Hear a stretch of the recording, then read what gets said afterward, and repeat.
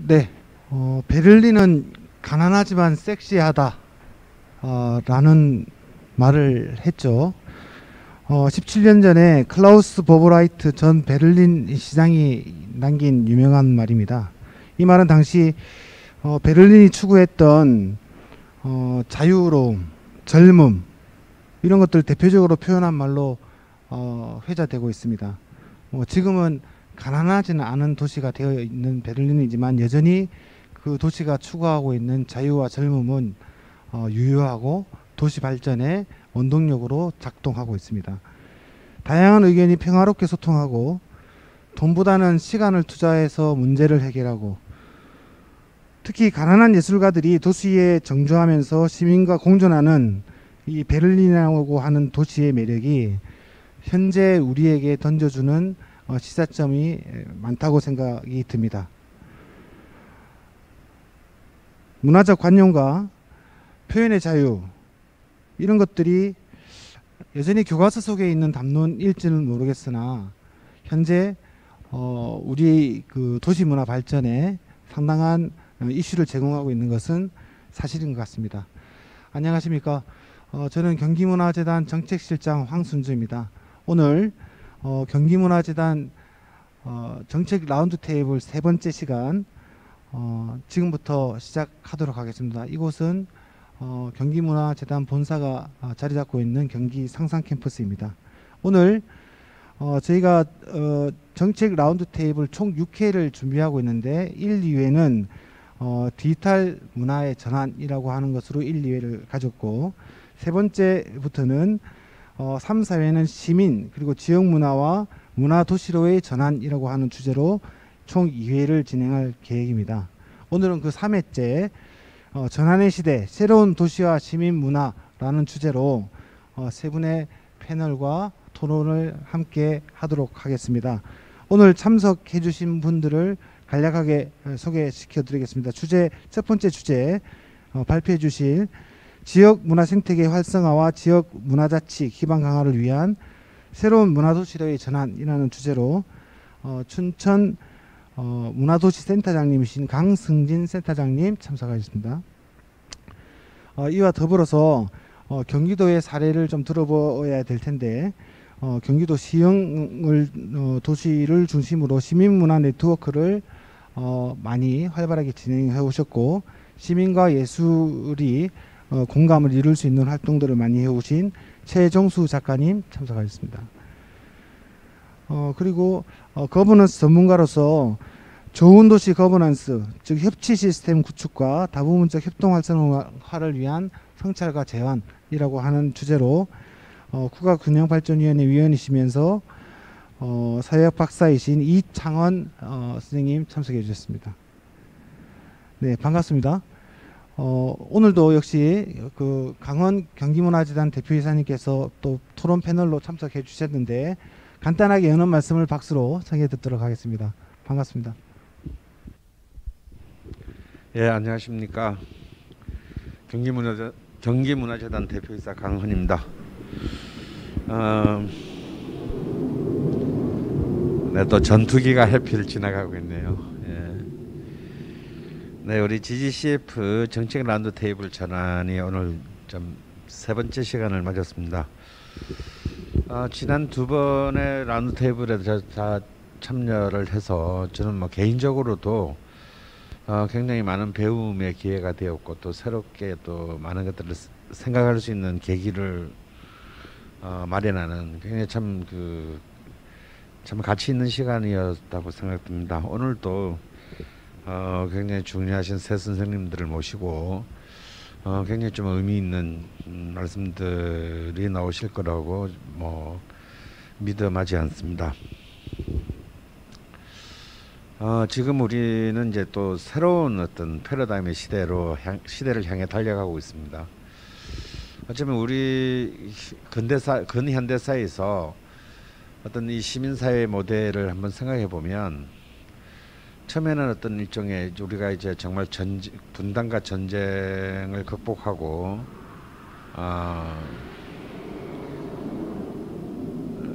정말 살아남기 위해서 생존하기 위해서 어떤 생존의 어떤 안정성을 추구하기 위한 일종의 산업 시민의 시대가 있었습니다. 도시 공동체가 붕괴하고 농촌 공동체가 붕괴하고 어떤 공장 중심의 어떤 그 도시로 모든 것이 이제 사회 재편이 일어났죠. 그러고 난 다음에 두 번째 우리의 도시 속에서의 시민은 이제 이른바 민주 시민 사회로 이행을 했습니다. 그렇게 해서 이제 어떤 공화국의 가치, 어떤 그리고 그 자유민주주의의 어떤 이런 모든 또 가치를 추구하는 어떤 굉장히 훌륭한 또 정치사적인 그 개혁과 혁명을 이뤄냈습니다. 아마도 이 산업화의 그 연착륙과 어떤 민주화의 획득은 2차 세계대전 이후에 그 독립한 신생 독립국가 중에서 사실상 대한민국이 거의 독보적인 어떤 그런 성취를 했다고 우리가 뭐 자부해도 뭐 크게 그 지나친 말은 아닐 것이고 해외 유수의 모든 연구소들도 인정하고 있다고 저는 보고 있습니다. 근데 이제 우리는 이제 다시 세 번째 단계에 돌입을 합니다. 지금 우리가 통과하고 있는 이 터널은 바로 문화시민으로의 이제 이행입니다. 과연 도시를 문화로 새롭게 재규정하고 그런 지속 가능한 굉장히 다양하고 자율적인 어떤 그런 그 문화 시스템 속에서 보다 풍요롭고 행복 지수가 높은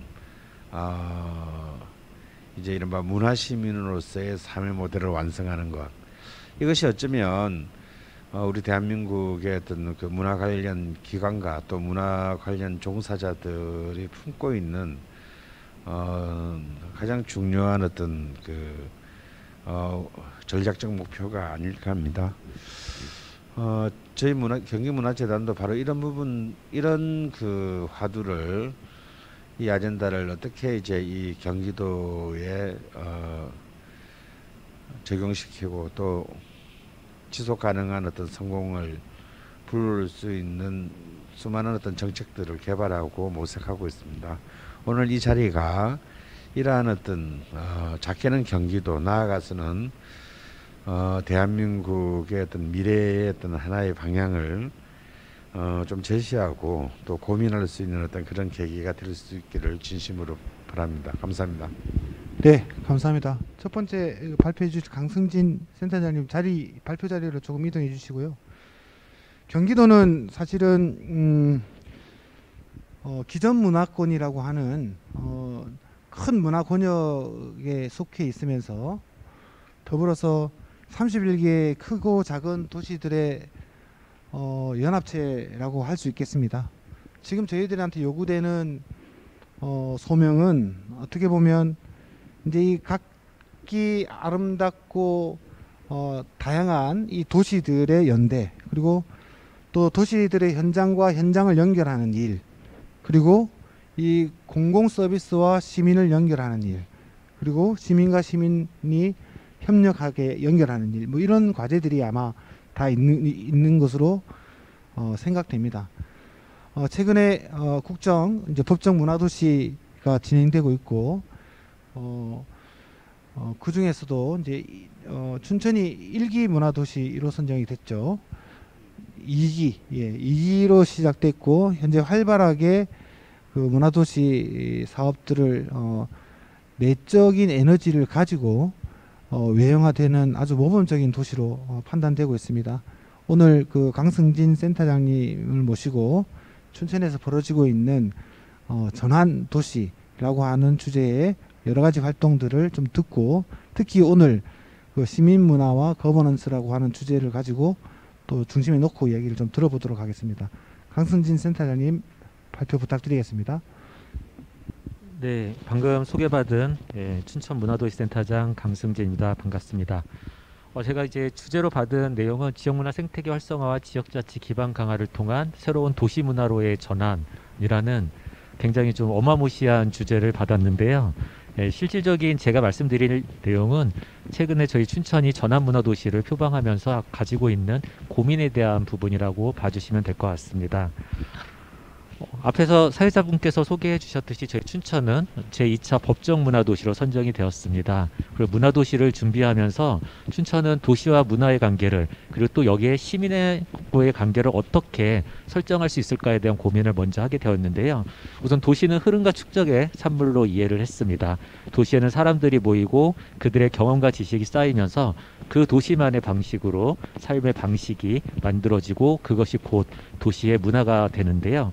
이렇듯 그 도시에 어떤 사람이 살고 있느냐에 따라서 그 도시의 문화는 결정이 된다라고 볼 수 있습니다. 그래서 저희 춘천이 주목한 부분은 바로 시민으로부터 출발하는 것이고요. 개인의 일상으로부터 도시의 정체성과 문화가 만들어진다라고 하면 시민 한 분 한 분으로부터 어떻게 출발해서 그들의 경험을 확장하고 그들의 생각과 가치를 변화시키고 그리고 그것들이 다시 시민의 삶을 변화시킬지에 대한 고민들을 했고요. 또 그런 결과들이 도시의 라이프 스타일로 올라오고 그것이 도시의 정체성과 문화로 만들어질 수 있는 그 흐름에 대한 고민을 했다라고 말씀을 드릴 수 있을 것 같습니다.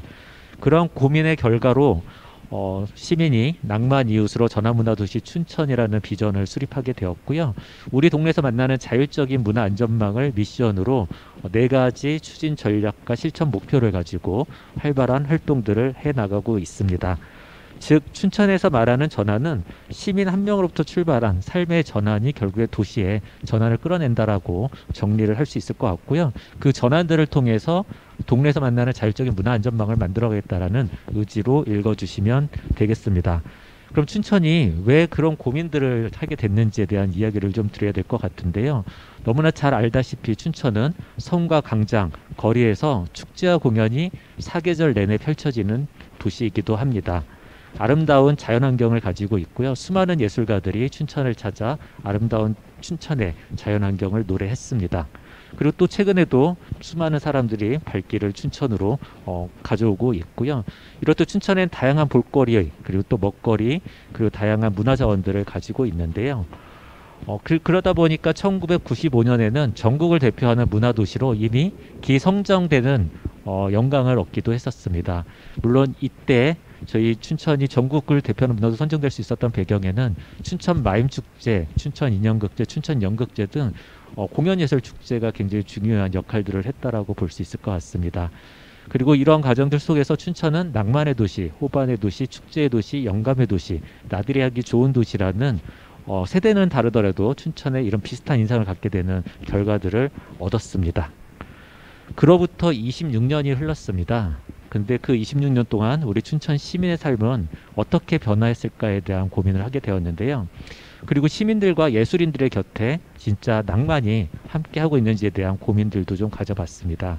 그러나 많은 시민들은 지금 현재 대부분 이제 그 춘천이 갖고 있는 규제와 경직된 도시의 분위기로 억눌린 욕망이라든지 결핍된 모습을 나타내고 있다라고 하는데요. 이런 것들이 춘천의 어떤 시민사회 조사라든지 시민들의 삶에 대한 만족도라든지 이런 것들을 조사해 봤을 때 굉장히 낮은 70점 이하의 점수들이 나오고 있습니다. 그렇다면 춘천의 자연환경이라든지 문화환경, 축제 등이 시민들의 삶에는 큰 영향을 미치지 못했다라는 결론을 얻게 되었는데요. 바로 그런 관점에서 저희들이 문화도시를 좀 고민하고 있다라는 말씀을 좀 드릴 수 있을 것 같습니다. 그리고 여기에 시민들의 또 욕망을 꺾어버린 우리 춘천만의 수많은 규제들이 존재합니다. 지난 40년간 수도원 상수원으로서의 개발 규제가 있었고요. 즉 서울 수도권에 있는 2천만 이상의 대한민국 국민에게 생명수를 흘려보내기 위해서 춘천은 개발이 제한되어 있는 도시로서 상수원 보호구역으로서 오랜 시간 개발이 억제되어 왔습니다. 그리고 도시 한복판에는 캠프페이지가 지난 50여 년간 자리를 잡고 있었고요. 그리고 최근에는 더 빠른 교통 환경들이 만들어졌지만 그 교통 환경들로 인해서 빠져나가는 인구와 소비들이 존재하고 있습니다.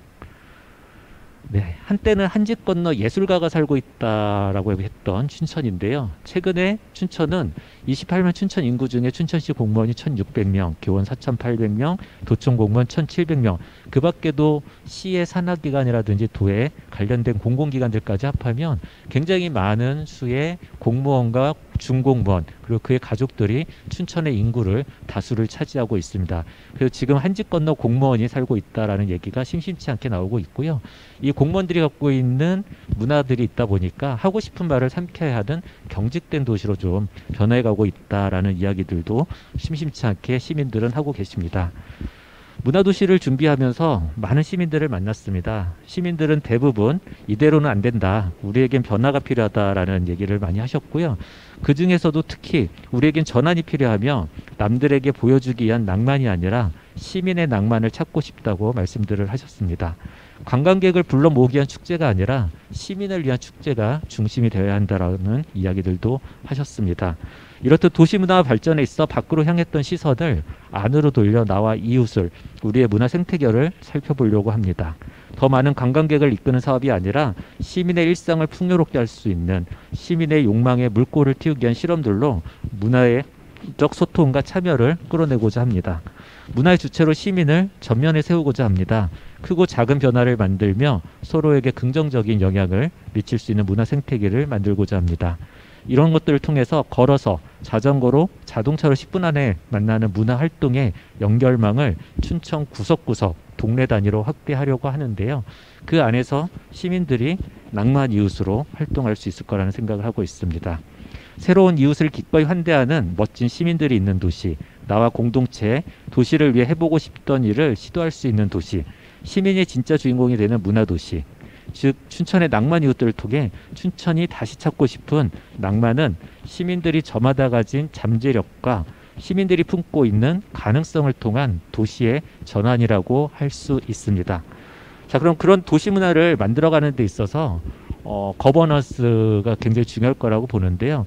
저희 문화도시를 준비하는 저희들 입장에서는 이거를 도시문화 거버넌스라고 명명을 하고 있습니다. 이러한 도시문화를 만들어가는 협력관계는 어떻게 작동할지에 대한 고민들도 많이 해보았습니다. 그래서 거버넌스와 유사하면서 거버넌스에 필요한 단어들도 저희들이 좀 한번 확인을 해봤는데요. 협조, 협력, 협업, 협치, 네트워크, 파트너십 뭐 이런 단어들을 우리는 거버넌스 영역에서 굉장히 많이 쓰고 있습니다. 근데 우리는 지금껏 협조를 협력으로 착각하며 일을 진행한 것은 아닌가라는 생각이 듭니다. 협력과 협업 그리고 나아가 협치를 이해하기 위해서는 파트너십과 네트워크의 구축이 중요한데요. 일단 관계를 맺는 파트너십부터 나아가 그 관계가 어떤 일이나 문제를 해결하는 데 필요한 연결망과 연계망으로서의 네트워크까지 공동의 경험을 축적하는 것이 우선이라고 생각을 하고 있습니다. 그런 경험을 통해 문화도시를 조성하고 구성원들과 참여 주체들이 각각의 책임과 권한을 가지고 쌍방향 소통 구조를 만드는 것이 도시 문화의 핵심이라고 생각을 하고 있습니다. 이렇듯 무언가를 함께 하기 위해서는 서로에 대한 존중과 배려가 중요할 거라고 생각을 합니다. 서로의 차이가 인정이 되고 공존할 수 있어야 하며 그리고 우리는 왜 협력해야 하는지, 협력 대상은 누구이며 어디까지인지, 협력 관계에서 문제 해결 방식과 의사결정 방식은 어떻게 할 것인지 등의 거버넌스 작동 요인들을 철저히 분석하고 준비해야 될 거라고 생각을 하고 있습니다. 즉 협력 동기로부터 또 함께하는 관계망 속에서 어떤 역할과 임무를 만들고 그 결과가 지역자치 기반에 어떻게 복무하게 만들 것인가의 고민이 핵심 내용이라고 할 수 있습니다. 또 이런 협력관계가 잘 작동하기 위해서는 주체 간의 의사를 명확하게 표현할 수 있어야 됩니다. 그리고 다양한 공론장과 사업 현장에서 내가 한 이야기와 실행들이 가치롭게 쓰이는 경험치를 쌓아야 선순환 구조가 발생할 수 있다고 보고요. 그리고 권한과 책임, 공동의 미션이 중요한데 서로 지지하고 응원하고 연대와 협력으로 활동력들을 만들어내는 것이 중요하다고 생각을 하고 있습니다. 자, 그러면 그런 작동이 이루어지기 위해서는 누구부터 좀 변해야 될까에 대한 고민들도 많이 했는데요. 물론 지역의 제도와 행정, 시스템 모든 것들이 변해야 되지만 우선은 이 거버넌스를 작동시키는 가장 맨 앞에 있는 사업 담당자의 태도가 중요하다고 생각을 했습니다. 네. 그래서 저희 춘천문화재단 사업 담당자들은 기본적으로 유연성과 함께 지역의 자원과 사람을 활동으로 연결할 수 있는 기획력을 사업 담당자가 가져야 될 가장 중요한 역량이라고 판단을 했고요. 그랬을 때 이 기획력의 핵심은 지역을 읽어내는 눈과 사람들 간의 맥락을 찾아내 활동을 매개하는 역량이다. 그리고 이런 역량들을 바탕으로 시민과 협력 주체들 스스로 자신의 욕구와 욕망을 바탕으로 내 삶의 문제를, 지역의 문제를, 우리 사회 문제를 문화적으로 해결하는 현장에 나올 수 있도록 도와야 한다라는 생각들을 가지게 되었습니다. 그리고 이러한 내용들을 문화도시를 준비하는 초기부터 직원들의 어떤 교육 프로그램으로서 직원들의 어떤 생각들을 바꿔가는 데 집중을 하고 있습니다. 이러한 교육은 지금 최근까지도 진행을 하고 있습니다. 그리고 이 안에서 직원들에게 강조했던 몇 가지 원칙들이 있는데요. 첫 번째가 기획에 관한 원칙입니다. 모든 기획은 사업 역량을 끌어올릴 수 있는 49% 구조만 설계한다. 그리고 나머지 51%가 작동할 때 발생할 수 있는 새로운 가능성을 열어둔다라는 49대 51의 원칙인데요. 그리고 이 원칙을 작동시키기 위해서는 모든 기획을 협력 주체와 협의를 거치는 과정으로 설계하는 것이 중요하다라고 판단을 했습니다. 그리고 또 이 과정에서는 각 주체의 참여와 그로 인한 이견, 갈등, 해소, 상생, 지속 등의 과정들이 일련적으로 벌어지게 되는데요. 대부분 조직이나 사업 담당자들은 이러한 과정들이 조금 어떻게 보면 부담스럽고 그리고 귀찮기도 하고 그래서 굉장히 이런 부분들을 많이 건너뛰는 과정들이 있는데요. 저희 춘천에서는 이런 과정들이 자연스러운 협치 과정으로 이해하고 서로의 역할을 만들어가는 것으로 정리를 했습니다. 즉 사람을 만나고 함께 일을 하는 데서는 갈등은 당연한 거다. 그래서 갈등이 있다라고 하면 그 갈등을 빨리 드러내고 해소할 수 있는 판을 만들고 거기서의 전환점을 이뤄내는 것이 중요하다라는 원칙을 가지고 일을 할 수 있었습니다. 그리고 이런 것들을 통해서 직원들의 역할과 태도는 우리의 지역 주체들이 스스로 이슈를 설계해 나가는 문화도시를 만들어 나갈 수 있도록 그리고 지역사회 소통하는 협치구조의 문화도시 사업을 만들 수 있도록 함께하는 주체들의 기획과 아이디어를 존중하는 문화도시를 만들어 간다는 이런 역할, 사명 등을 정리하는 시간들도 가질 수 있었습니다. 다음은 이제 참여해서 역할로 시민의 활동력을 높이는 커뮤니티 사업에 대한 얘기를 좀 드리려고 하는데요. 작년과 올해 춘천은 시민을 동원하는 방식이 아니라 가치 중심의 사색과 욕구 기반의 취향, 취미 등 시민들이 가지고 있는 관심사를 중심에 놓고 더 많은 시민들과의 관계 맺기로 그들의 역할을 만들어 왔습니다. 시민들의 활동력을 높이는 커뮤니티 사업으로 코로나19에 적극 대응하는 심리방역 프로젝트를 가동했으며 이를 통해 살롱 문화가 도시 문화의 전면에 등장을 했습니다. 도시가 살롱은 공간 주인장들이 직접 제안하는 프로그램으로 자신의 공간에서 직접 커뮤니티 리더로 활동함으로써 지역의 부족한 문화 공간에 대한 해소와 함께 시민들의 집 근처에서 쉽게 문화활동에 접속할 수 있는 문화활동의 연결망으로 작동을 했습니다. 또 히치하이커를 위한 도시 안내자 사업은 도시 안에 부유하는 시민들에게 다양한 도시문화 활동으로 안내하며 더 문화로, 더 지역으로 관계를 맺는 활동 속으로 작은 공동체의 발현과 가능성을 보여주기도 했습니다. 그리고 개인이 갖고 있는 욕구와 욕망들을 도시 안에서 조금 쓸모있는 딴짓으로 드러내기 위한 일당백 프로젝트들도 진행을 하면서 도시 문화의 실핏줄을 만들고 있습니다. 이렇듯 점을 찍는 활동들을 통해 연결망들을 만들어가고 있는데요. 춘천이 말하는 전환문화란 개인의 경험을 변화시키는 주체의식, 생활환경을 바뀌어보기 위한 노력들, 또 그 과정에서의 네트워킹의 시간, 그것들을 통해 자신의 생각과 이야기를 자유롭게 말하고 그 과정에서 내가 살고 싶은, 내가 꿈꾸는 도시에 대한 상상력을 도시 곳곳의 자원들과 연결하고 소통되어 공동의 가치를 향한 역할로의 전환까지를 말하고 있습니다. 즉 경험으로 끝나는 것이 아니면 나의 경험이 지역에서 우리 도시에서 어떤 역할로 전환해 갈 것인가가 핵심이라고 말씀드릴 수 있겠습니다. 네, 그리고 이런 것들을 원활하게 잘 해가기 위해서 문화도시 의지와 사업만으로 도시의 변화는 요원하기 때문에 도시의 각기 다른 영역과 활동 지점에 있는 여러 주체들을 도시전환 공동체로 끌어들여서 함께 활동들을 만들어가는 과정을 겪고 있는데요. 춘천시에는 9개의 중간 지원 조직이 있습니다. 이들의 실무자들 간에 사업을 공유하고 네트워킹하면서 매월 주제별로 프로그램을 진행하면서 일단은 친해지는 것부터 그리고 작은 협력의 사업들을 만들어가는 과정들부터 차근차근 밟아나가고 있다라고 말씀을 드릴 수 있을 것 같은데요. 그리고 각기 하나하나의 중간 지원 조직과는 각자 우리 도시 문화에 필요한 요소들을 서로의 역할들을 안배해가면서 협력하는 구조로 만들어가고 있습니다. 마을자치지원센터하고는 저희 문화재단의 문화도시의 전환문화학교와 그리고 마을자치의 춘천시민학교를 결합하는 방식으로 같이 하는 배움터를 만들어가는 이런 형태들로 만들어가고 있는데요. 그리고 많이 만나다 보니까 좀 합의한 부분들이 있었습니다. 지금까지는 우리가 거버넌스와 관련된 공동체 회의를 한다라고 했을 때 그 안에서 협력하고 협치를 이야기하지만 실질적으로는 각자의 조직들이 갖고 있는 사업들을 협조시키는 방식으로 지금까지 거버넌스를 해왔다라고 조금 실토를 저희들끼리 좀 하는 시간들이 가졌고요.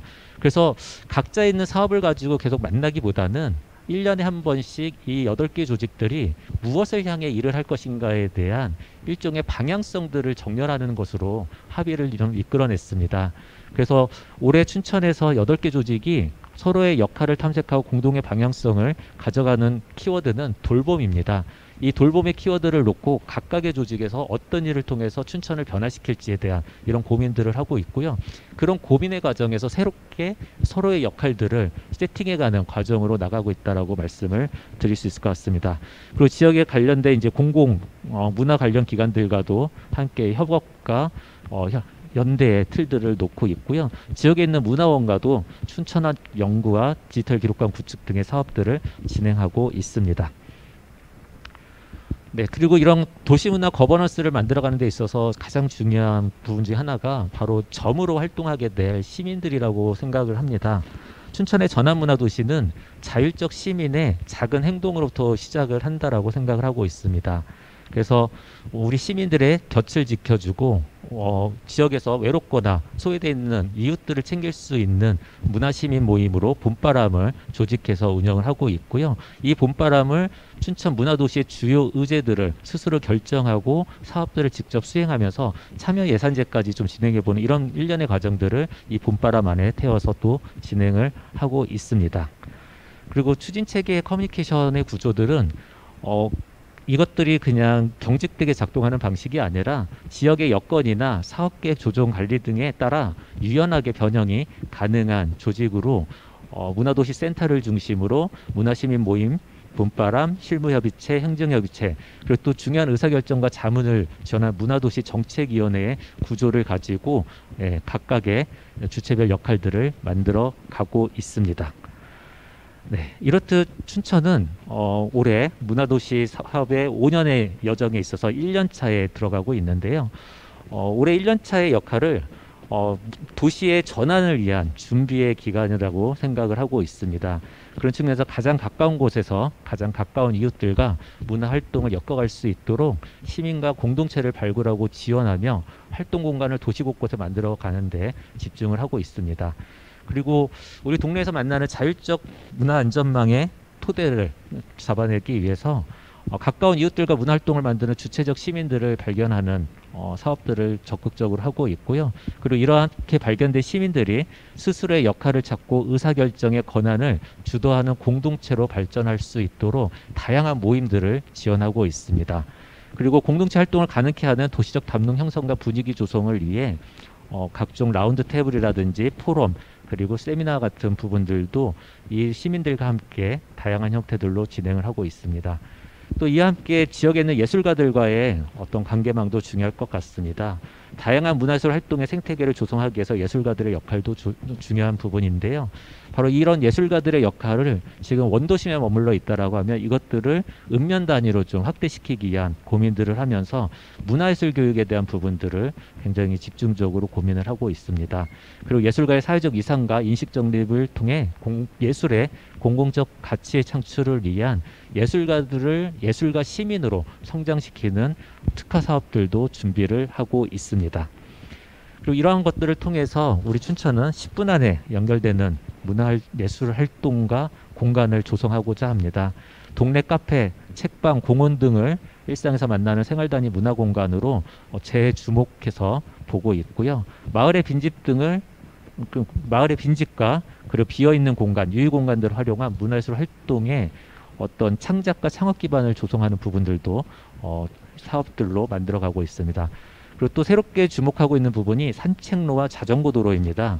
산책로와 자전거 도로를 그냥 그저 있었던 그런 것들이 아니라 이 산책로와 자전거 도로를 통해서 문화예술 활동의 유통망들을 만들고, 그리고 산책로와 자전거 도로 곳곳에 비어있는 공간에 문화예술 활동이 벌어지는 공간으로 만들기 위한 사업들도 지금 진행을 하고 있고요. 이런 것들을 통해서 문화도시 춘천은 나만의 속도와 원하는 방향으로 우리의 참여와 경험, 행동과 역할을 통해 행복한 도시를 만들어가고자 하고요. 이러한 활동들이 춘천 어디에서나 문화를 만날 수 있도록, 그리고 새로운 이웃을 환대하고 나와 공동체, 도시를 위해 해보고 싶던 일을 시도할 수 있는 환경을 10분 안에, 현관문을 나서서 10분 안에 만날 수 있도록 도시 문화의 환경들을 구축해 가고 있습니다. 네, 이상 발표를 마치도록 하겠습니다. 고맙습니다. 네, 이 주최자로서 상당히 죄송한 말씀을 드려야 되는 게, 이게 너무 짧은 시간을 들이다 보니까 이 춘천에서 벌어지고 있는 이 방대한 일들을 이게 좀 너무 빨리 이렇게 흐르듯이 좀 설명해 주셔서 더 듣고 싶은데 좀 시간이 아깝다, 모자랐다는 생각이 좀 듭니다. 나머지 궁금한 점은 종합 토론 시간에 이슈를 좀 몇 가지 뽑아내서 같이 토론해 보도록 하겠습니다. 자, 좀 진도를 나아가도록 하겠습니다. 두 번째는 우리 최정수 작가님 자리해 주시고요. 시민문화 네트워크와 플랫폼의 필요성이라고 하는 내용으로 시흥을 중심으로 해오셨던 여러 가지 프로젝트 사례를 중심으로 발표해 주시도록 하겠습니다. 청해 듣겠습니다. 네, 안녕하세요. 저는 현재 시흥시에 거주하고 있고요. 한 10여 년간 예술 언어를 통해서 시민들과 어떻게 좀 다양한 어떤 접점을 찾을 수 있을까 시도하고 있었습니다.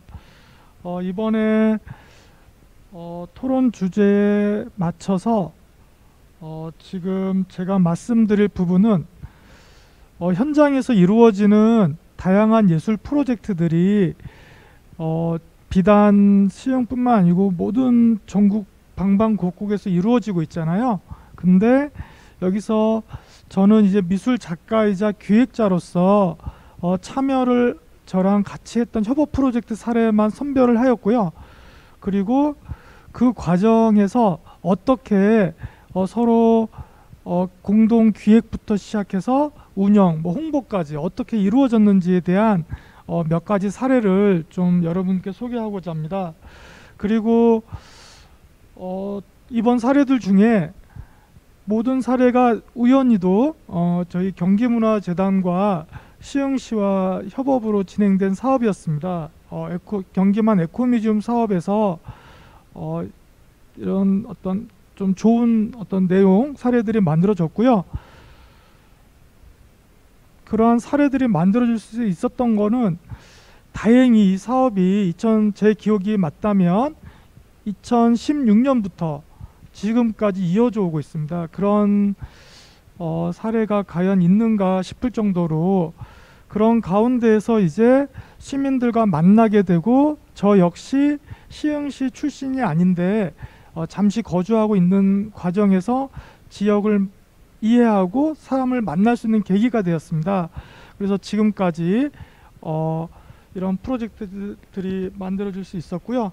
사실 시흥시는 수도권 지역에 있지만 상대적으로 문화예술이 좀 기반이 약한 도시입니다. 하지만 시민사회 분들의 어떤 역량은 상당히 적극적이고 상당히 강한 어떤 네트워크라 그럴까요? 강한 어떤 연결고리가 있는 곳인 것 같아요. 그래서 이분들하고 프로젝트를 하다 보니 뭔가 저 역시도 예술가이지만 색깔이 조금씩 바뀌게 되더라고요. 그런 경험이 되게 중요했고요. 그러한 그분들의 어쨌든 좋은 훌륭한 어떤 지식, 또 관심, 그리고 역량을 저랑 같이 이렇게 서로 좀 묶어볼 수 있는 좋은 계기가 되었습니다. 일단 저희 커뮤니티 아트라는 게 많은 예술가들이 지금도 여러 곳에서 하고 있고요. 뭐 보통 도시재생, 공공미술, 마을 만들기, 지역 자원조사, 예술교육 프로그램, 개인 예술 프로젝트 이러한 것들이 커뮤니티 아트라고 말씀을 드릴 수 있을 것 같습니다. 근데 사실 이러한 프로젝트들이 매번 성공적일 수만은 없는 게 사실 뭐 여러 가지 프로젝트에 대한 컨디션들이 좀 안 맞는 경우도 있겠지만 무엇보다도 지역에 대한 충분한 이해 시간이 필요해 보입니다. 그래서 다양한 여러 층의 지역민이 원하는 바가 다르고 예술 언어에 대한 뭐 괴리감도 존재하고요. 그리고 무엇보다도 지역에 대한 이해도 그 지역만이 갖고 있는 DNA를 충분히 경험치 못한 데에서 오는 불협화음도 확인할 수 있습니다. 앞서 설명드렸듯이 경기문화재단과 시흥시와의 협업으로 진행된 경기만 에코뮤지엄 사업이라는 게 있었습니다. 그래서 이 사업은 짧게 말씀드리면 그 지역만이 갖고 있는 유무형의 자원의 가치를 발견하고 어떻게 지역 시민들과 함께 공유할 것인가에 대한 고민에서 출발한 사업입니다. 저희 시흥뿐만이 아니었고 초기에는 안산, 화성도 이어졌고요. 지금 최근에는 더 넓게 확장돼 가고 있는 사업으로 알고 있습니다. 2016년부터 이 사업이 시작되었고요. 무엇보다도 시흥 에코뮤지엄 이 시흥시에서는 시민사회가 주체가 되는 에코뮤지엄 연구회가 만들어졌습니다. 그래서 이러한 연구회 회원들 각자의 관심 분야와 역량 등이 모여서 지역 문화와 시민들 간의 접점 찾기에 대한 여러 시도들이 있었습니다. 저는 미술가이자 기획자로서 에코뮤지엄 연구회 분들과 상호 보완적 커뮤니티 아트 플러스 시민 지역 문화와 협업 프로젝트를 수행할 수 있었습니다. 그리고 무엇보다도 중요한 지점은 방금 전에 말씀드렸듯이 기획 초기 단계부터 함께 주제를 설정하고 공동의 기획자로서 출발하는 데 더 큰 의의가 있었다고 보여집니다. 이번 토론 주제인 시민 지역 문화와 문화 도시로의 전환에 대한 지역 문화의 전환 가능성을 커뮤니티 아트 사례를 중심으로 말씀을 드릴 건데요. 일단 저의 예술적 개인 프로젝트보다는 지금까지 진행되어 온 경기만 에코뮤지엄 사업을 통해서 시민 주도의 에코뮤지엄 연구회 분들과의 협업 프로젝트 사례들을 말씀드리고자 합니다. 그리고 연구회 분들이 지역 시민으로서 어떻게 지역 문화에 관심을 가지게 되었고 참여해 왔는지에 대한 간략한 개인 및 단체 소개와 협업 프로젝트를 수행함에 있어서 코어 형식의 방법론적 측면에서 함께 했던 내용을 중심으로 이야기하고자 합니다. 사실 이런 프로젝트들이 이런 페이퍼로 이렇게 여러분한테 말씀드리면 사실 되게 뭐라 그럴까 좀 간결하고 뭐 그냥 쉽게 잘 진행되고 마지막 결과물도 좋았고 항상 그렇게 오해할 수 있는데 실제 현장에서는 너무나 많은 뭐 이렇게 이해 충돌도 생길 수 있고요. 또 정말 눈물겨운 반전의 기쁨들도 있고요. 이런 게 있거든요. 근데 어찌됐든 뭐 짧은 시간에 간략하게 일단 말씀드리겠습니다.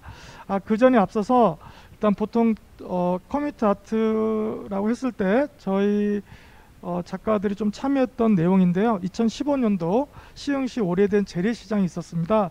도일시장에서 이 공간 조그만 짜투리 공간을 이런 오래된 문을 이렇게 붙이는 그런 공간을 만들었는데요. 여기서 지금 보시면 이런 과정들이 있었습니다. 근데 여기서 중요했던 것은 이 사업이 맞춤형 정비 사업, 이 사업이 몇 년 동안 진행되었는데요. 사실 뭐 여러분도 잘 알다시피 원도심은 항상 주차난이 심각합니다. 차 한 대 세울 곳이 없거든요. 근데 여기에 정말 다행이었던 것은 이 작은 공간이었지만 이 공간을 시에서 매입을 해줬고요. 이 매입한 공간을 시민 소통의 문화 공간, 지역민을 위한 공간으로 만들어줬다라는 그 지점이 저에게는 되게 좀 이런 현장에서 프로젝트 하다 보면 좀 아쉬운 점도 있었지만 이 이 지점에서 꼭 말씀드리고 싶어서 개인적으로 좀 꺼내왔고요. 그래서 이 오래된 건물들 보면 집들이 붙어 있습니다. 합벽 건물이었습니다. 옛날에는 또. 그래서 합벽에서 건물 3개가 붙어 있었던 건물이었고, 그 건물 뒤편에 오래된 건물들을 주민들과 만나서 서로 이제 협의를 통했고요. 그래서 본인들은 좋다, 뒤에 부착해도 된다. 하지만 뭐 방수라든지 좀 안전이란 부분 꼭 신경 써달라라는 개인적인 요청들이 있었습니다. 그래서 그런 것까지 다 채워주면서 이런 공간이 만들어졌고요. 마지막에는 지역 이제 민들이 함께 조그만 공연도 보고, 지금은 또 조그만 카페까지 만들어져 있습니다. 그래서 뭐 여러 가지 프로젝트들 중에 조금 더 소개해 보고자 일단 먼저 들고 나와 봤고요. 자, 경계만 에코뮤지엄 사업을 하면서 시흥시에서는 지금은 시흥 갯골 생태공원으로 바뀐 곳인데요. 원래 1930년대 일제 강점기 때 만들어진 소래 염전의 한 부분이 지금 시흥시 행정구역으로 되어 있습니다. 여기에 지금 보시는 소금창고 오래된 건물이 있습니다. 여기가 2016년도 전에는 사실 이게 거의 잘 오픈되어 있지 않았습니다. 근데 이 사업을 통해서 이런 다음 장을 보시면 이런 조금 이 공간을 어쨌든 닫혀있던 공간을 좀 열어놨다라는 게 일단 첫 번째 가장 중요했던 지점이었던 것 같고요. 그 다음에 이 공간에 소금 창고 안에 오래된 뭐 연부의 사진이라든지 그 다음에 소금 오브제를 활용한 영상빔 프로젝션, 그 다음에 오른쪽에 보시면 시흥 시민 사진가 한 분이 계속 오래된 소금 창고 사진을 찍어둔 자료가 있었습니다. 그래서 그 사진을 제가 요청을 드렸고요. 그래서 사진을 하나 엽서식으로 만들었습니다. 그래서 한 장씩 좀 가져가서 좀 계속 좀 기억됐으면 하는 그런 디스플레이가 있었고요. 이런 공간을 1차적으로 꾸며 놓고 나서 그 다음에 지금 보시면 여러 방문객도 오시고 공연도 이루어지고 있었습니다. 여기서 중요한 거는 지금 좀 이따 소개할 시흥 갯골 사회적 협동조합이 1차적으로 예술 기획자가 제가 이제 컨텐츠를 꾸며놓은 곳을 이제 이어서 운영하는 방식으로 릴레이로 되었다는 점입니다. 그래서 시민 큐레이터, 시민 해설사 그분들이 이 공간을 도슨팅해주는 그런 프로그램으로 연결이 되었고요. 또 하나는 이제 닫혔던 공간이 열리면서 하나의 작은 공연장도 되었습니다. 공연장도 되었고, 그래서 지역 생태 환경을 알리는 그런 내용의 인형극이 만들어졌습니다. 그리고 이 인형극도 전문가를 초빙해서 그분들과 일종의 워크숍 전 과정을 참여했습니다. 그분 갯골조합, 협동조합 시민분들이요. 그래서 하나의 공연물이 만들어졌다라는 거를 말씀을 드리고요. 여기서 지금 아까 말씀드렸듯이 시흥 갯골 사회적 협동조합, 이분들이 시흥 갯골을 너무나 사랑하고 소중한 어떤 지역의 자산이라고 생각하고 있었고요. 그래서 이분들이 계속 이 지역의 컨텐츠를 찾고 있었고, 마침 이제 시흥 에코뮤지엄 사업의 연구에 참여하시게 되었고, 그래서 저랑 같이 공동의 프로젝트를 했던 그 소금창고의 과정을 말씀드렸습니다. 짧게 시흥갯골 사회적 협동조합은 시흥의 소중한 생태문화 자산이자 학습과 휴식의 장인 시흥갯골을 시민 스스로 주체가 되어 보존하고 생태적으로 활용하고자 하는 취지에 동의하는 시민들이 모여 2015년도에 설립하였습니다. 시흥갯골을 사랑하는 시민 환경단체, 생태 전문가, 문화예술인, 지역 주민 등 조합원 약 100여 명이 함께하는 비영리법인으로 다양한 생태 교육과 관광사업, 문화정책 활동을 진행하고 있습니다. 그러니까 이러한 단체들이 이런 경기만 에코뮤지엄 사업 시흥 지역에서 활동하게 되었고, 그래서 같이 소금 창고에서 이런 프로젝트들이 가능했던 것 같고요. 사실 조그만 도시이지만 100여 명의 조합원들이 같이 움직일 수 있는 시민 단체는 또 그렇게 많지도 않고요. 그래서 되게 좋았던 사례였습니다. 다음으로 이어지면 이제 프로젝트 사례 두 번째 이제 사계절 이야기인데요. 사실 이런 프로젝트들이 유일무이하다는 건 절대 아니고요. 어디서나 비슷한 유형의 프로젝트들이 만들어지고 있습니다. 당연히 여러분도 많이 보셨겠고요. 근데 여기서 이제 저희 시흥 이 지역에서 본 사업을 통해서 어떻게 이게 작동되었고 또 어떻게 이어지는지 그 포인트가 중요해 보이는데요. 지금 보시면 시흥 에코뮤지엄 사업 중 인물 기록화 사업이 일환으로 진행된 사계절 이야기이고요. 시흥 호접벌이라고 있는데요. 예전 지금 쌀 농사를 짓고 있는 호접벌 인근 도창동 경로당의 할머니들과 진행된 시 창작 및 노래 만들기 예술 프로그램이었습니다. 지금 보시면 지금 여기에서는 보면 할머니 분들은 총 한 5분, 많은 참여하시는데 7분 정도 참여하셨는데 사실 여기에 지역 시각미술가, 시인, 작곡가, 연주가, 그 다음에 문화기획자에서 사실 거의 많은 지역 예술가들이 함께 공동으로 이 프로젝트를 시작부터 만들 수 있었고요. 그래서 저 역시도 같이 참여하면서 시흥에 이런 다양한 예술가들이 있었구나라는 걸 처음 알게 되었고, 이 분들하고 같이 초기부터 기획을 하고 마지막 발표회까지 마무리하고 또 그러면서 또 우리끼리, 그러니까 예술가끼리의 커뮤니티가 만들어졌던 것 같아요. 이런 기회가 됐었고 그 다음 프로젝트에서 같이 공동으로 참여할 수 있는 그런 어떤 기회가 이어졌다는 말씀을 드리고 싶고요. 그래서 그리고 잠깐 조금 더 이 프로젝트의 설명을 드리면 다음 페이지 보시면 지금 이 악보가 있습니다. 이 악보는 할머님들이 시를 창작하고 그 시 창작한 것을 본인들이 이제 어떤 멜로디, 구음으로 이렇게 약간 멜로디를 만들면 작곡가가 그 멜로디를 이제 조금 더 좀 이렇게 정돈해서 이러한 개인만의 작품이 되었고요. 포도 너는 나의 추억. 여기 시흥에서는 또 포도 농사를 짓습니다. 그래서 지역의 이런 모습을 또 확인할 수 있었고요. 실제 뭐 노랫말은 너무나 삶이 녹아있는 노랫말들이라 진짜 여기에 참여했던 그 여자 김혜진 아트브릿지 선생님은 계속 눈물을 흘리시면서 이 분들이 노래를 부르시면 그런 현장의 이야기가 있었습니다. 이 사계절 이야기에 대한 프로젝트 협업 방식 및 의의라고 하면 제가 말씀드렸듯이 시각미술가, 문학가, 연주가, 작곡가, 기획자, 그래서 너무 다양한 사람들이 예술가들이 같이 공동으로 참여하게 되었고요.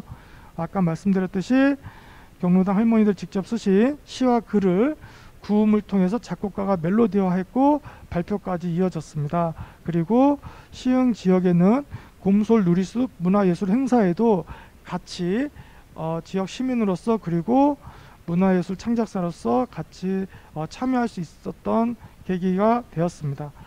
짧게 아트브릿지에 대해서 말씀드리면요. 지금 시흥 시민이고 뭐 가정주부이기도 하시고 또 애 낳고 약간의 음악 전공자이시고요. 근데 일반 시민들에게 다양한 컨텐츠를 제공하고자 고민하던 중에 아트브릿지라는 문화예술 기획사를 설립하였습니다. 문화예술 기획사라고 해도 그냥 1인 개인 자영업 뭐 이런 형태이고요. 이름에서 보는 바와 같이 예술과 시민을 연결하는 교두보 역할을 하고자 하는 목적으로 선별된 공연, 문화예술교육 프로그램 등 시흥 지역의 또래 문화, 음악 분야 예술가들이 같이 다양하게 자기 역할을 하면서 지금도 참여하고 있는 뭐 프로젝트 그룹이자 개인 1인 기업이라고 보시면 되겠습니다.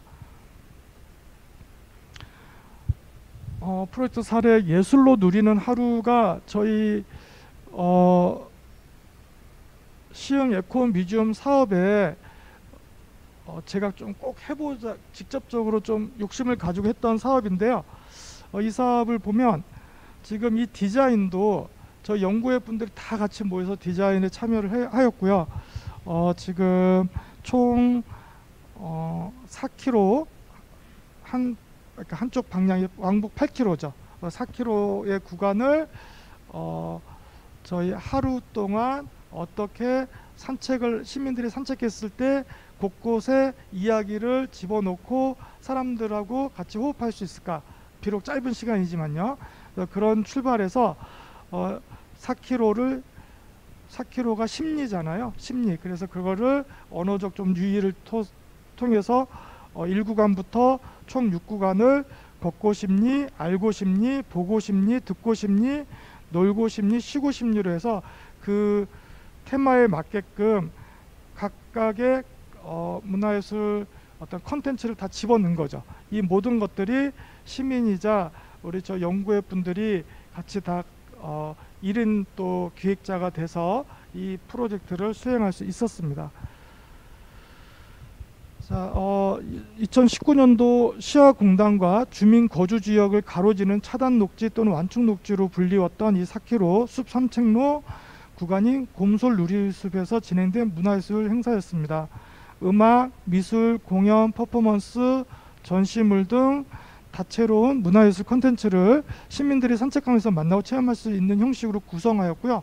무엇보다도 연구회의 공동 기획으로 지역 시민이 문화예술 콘텐츠의 생산자이자 소비자가 될 수 있다라는 그런 긍정적 가능성을 확인할 수 있었습니다.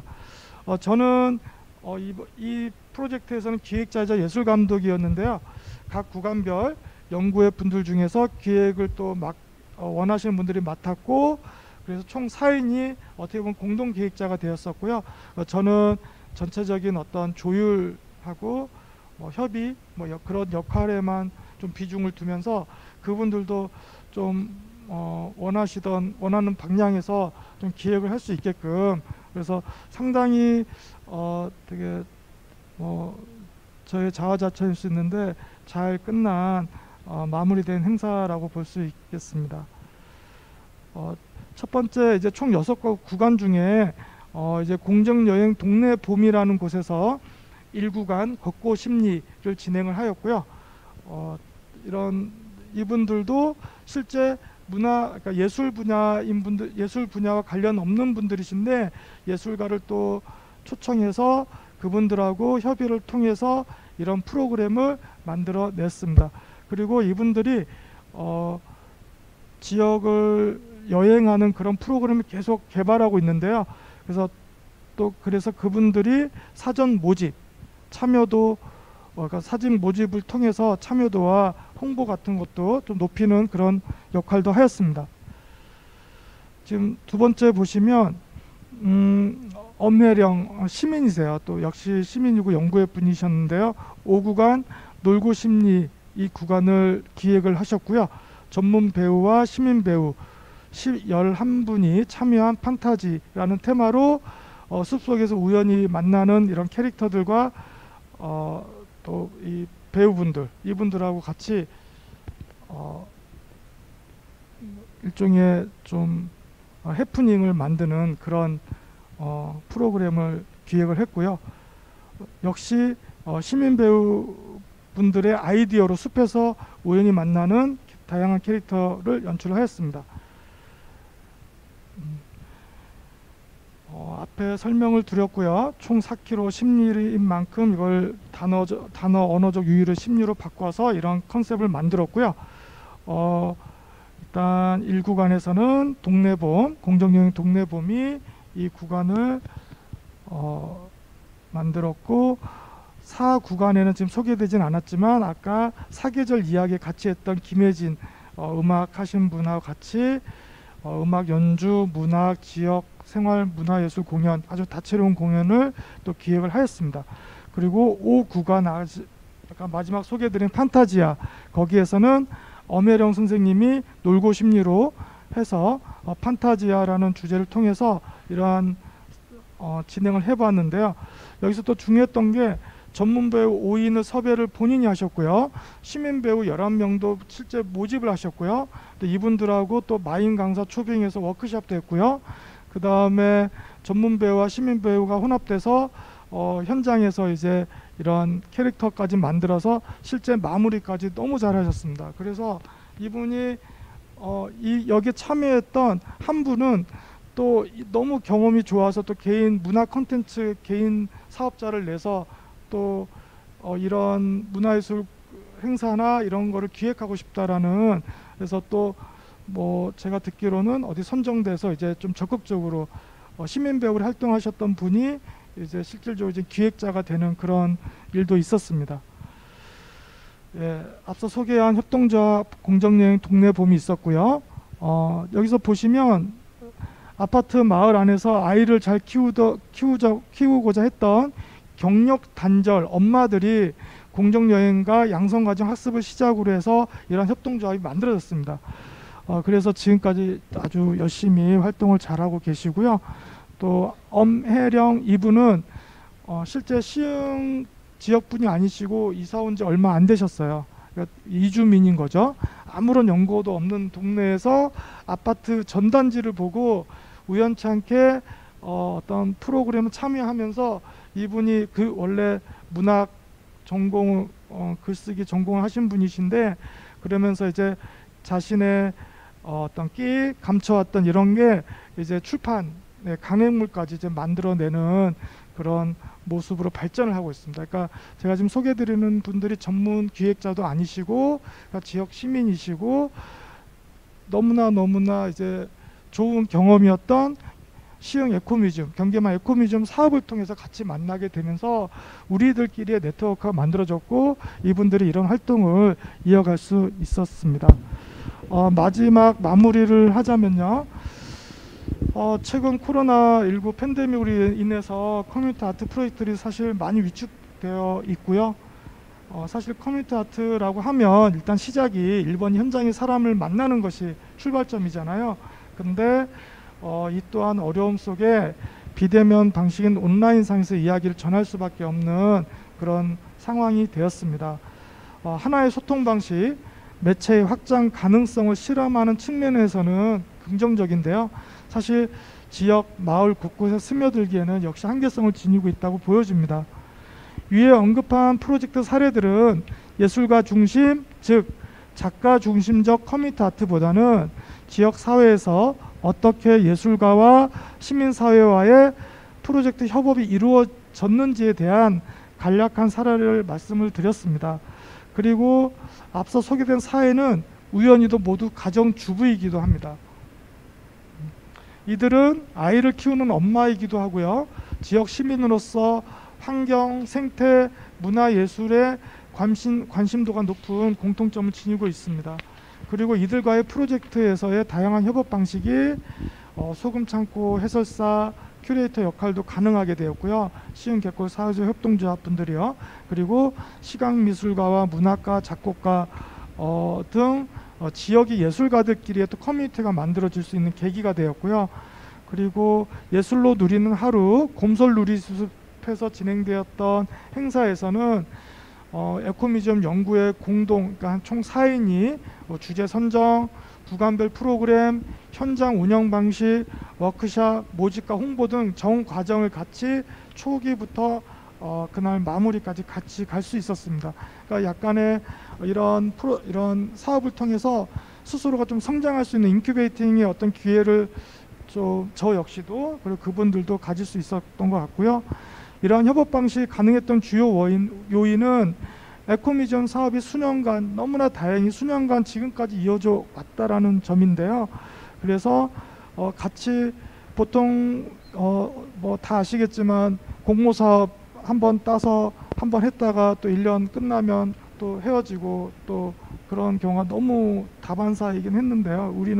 저희 같은 경우는 좀 좋은 기회였던 것 같습니다. 그래서 이러한 경험들, 지속적인 참여 기회가 스스로가 지역 문화를 소비하고 생산하는 긍정적 시민 문화를 만드는 토대가 마련됐다고 보여집니다. 그래서 이러한 커뮤니티 아트나 지역 프로젝트들 중에서 보시면 기획자 중심의 문화 콘텐츠 공급 방식이 아닌 지역 시민들과 함께 만들어가는 공동 기획 방식의 경험들이 지역 시민 문화를 지속적으로 이어가는데 중요한 자생력을 가지게 된다고 보여집니다. 마지막으로 여전히 현장 곳곳에서는 자발적인 시민 문화를 만들기에 힘겨운 노력들이 계속되고 있습니다. 그리고 이러한 현장에서의 절실히 요구되는 바는 시민 문화 네트워크와 어떤 형태이든 간에 플랫폼의 필요성입니다. 지역 문화를 개인 혼자 만들어갈 수 없듯이 다양한 협력 채널과 공유 시스템이 만들어진다면 한 단계 진일보된 시민 문화 도시로의 방향성이 만들어질 수 있을 것 같다는 현장의 목소리를 전하면서 마무리하고자 합니다. 일단 뭐 사실 이렇게 특별한 어떤 프로젝트는 아니었는데요. 일단 시행에서는 사실 또 재단도 없고요. 그래서 항상 이게 좀 갈증이 있는 것 같습니다. 근데 비단 이게 또 시민뿐만이 아닐 거라는 생각에 이러한 프로젝트 사례를 말씀드렸고요. 너무도 이렇게 마무리하고자 합니다. 감사합니다. 네. 발표하시느라 수고하셨습니다. 최순수 작가님 감사드리고요. 2016년도 그 밀라노 이태리 밀라노에서 아이콤 대회가 있었습니다. 그때 전 세계적으로 벌어지고 있는 에코뮤지엄 운동에 대한 네트워크가 만들어졌어요. 그 네트워크 이름이 드롭스입니다. 드롭스. 물방울이라고 합니다. 방금 그 최정수 작가님께서 말씀하신 뭐 경기문화재단과 같은 이런 큰 중간 지원 조직에서 보면 되게 소소하고 또 작은 의미들로 뭉쳐진 뭐 사건들의 이제 결합이죠. 근데 그게 저희가 봤을 때는 작은 물방울들이 다 이제 모여서 큰 강을 이루어서 아마 바다로 흘러나가지 않을까 하는 생각이 들고요. 그런 의미에서 그 아까 처음에 발표해 주신 그 춘천이라고 하는 단일 도시에서 이제 이런 소소한 이 물방울과 같은 것들을 이제 플랫폼화해서 문화도시로 이제 진일보에 들어가는 과정이 있다면 아마 이제 최정수 작가님께서 오늘 말씀을 하시고 싶었던 것은 그래도 현장에서 시민들이 스스로 일떠서서 스스로 서로 연결되고 스스로 학습하고 또 자발적인 에너지를 만들어가고 또 경험하게 하고 그리고 성장해가는 이런 어떤 순환고리 이런 것들이 좀 지속 가능하게 되려면 아무래도 이제 그런 어떤 플랫폼 같은 것들이 필요하지 않겠느냐라는 이야기로 마무리하신 것 같습니다. 네, 말씀 잘 들었고요.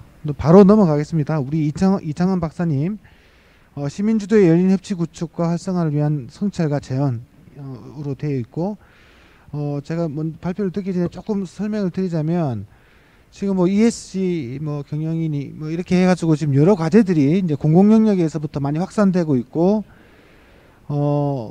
과제로 선정돼야 된다라고 지금 이야기가 되고 있습니다. 그래서 뭐 저희 경기문화재단도 선제적으로 뭐 이렇게 활동들을 많이 하고 있는데 좀 오해가 있는 것 같습니다. 확실히 특히 뭐 인바이러먼트라든지 뭐 소셜 또 거버넌스 뭐 이런 부분에서 되게 좀 협소한 의미로 좀 단편적으로 이해하는 부분도 없지 않아 있는 것 같고 특히 이 거버넌스라고 하는 것이 단순한 그냥 우리가 그냥 거버넌스라고 하는 옷을 걸칠 것인가라고 하는 문제, 트렌디한 어떤 경향성을 띌 것인가에 대한 문제로 좀 이해되는 경향이 많은데 오늘 그 부분에 대해서 조금 이창원 박사님께서 좀 신랄하게 비판을 좀 해주시면서 좀 재연을 좀 해주시면 감사하겠습니다. 말씀 듣겠습니다. 예, 인사드리겠습니다. 이창원입니다. 지금 보니까 저희가 시간이 별로 많이 주어져 있지 않은 것 같아요. 그 4시 28분까지인데 뭐 앞서서 우리 강원 대표님 그리고 강승진 센터장님 최정수 작가님께서 이 거버넌스와 관련한 여러 가지 이야기들을 해주신 것 같습니다. 그래서 저는 좀 압축적이고 그다음에 핵심적인 내용들 중심으로 말씀을 드리도록 하겠습니다.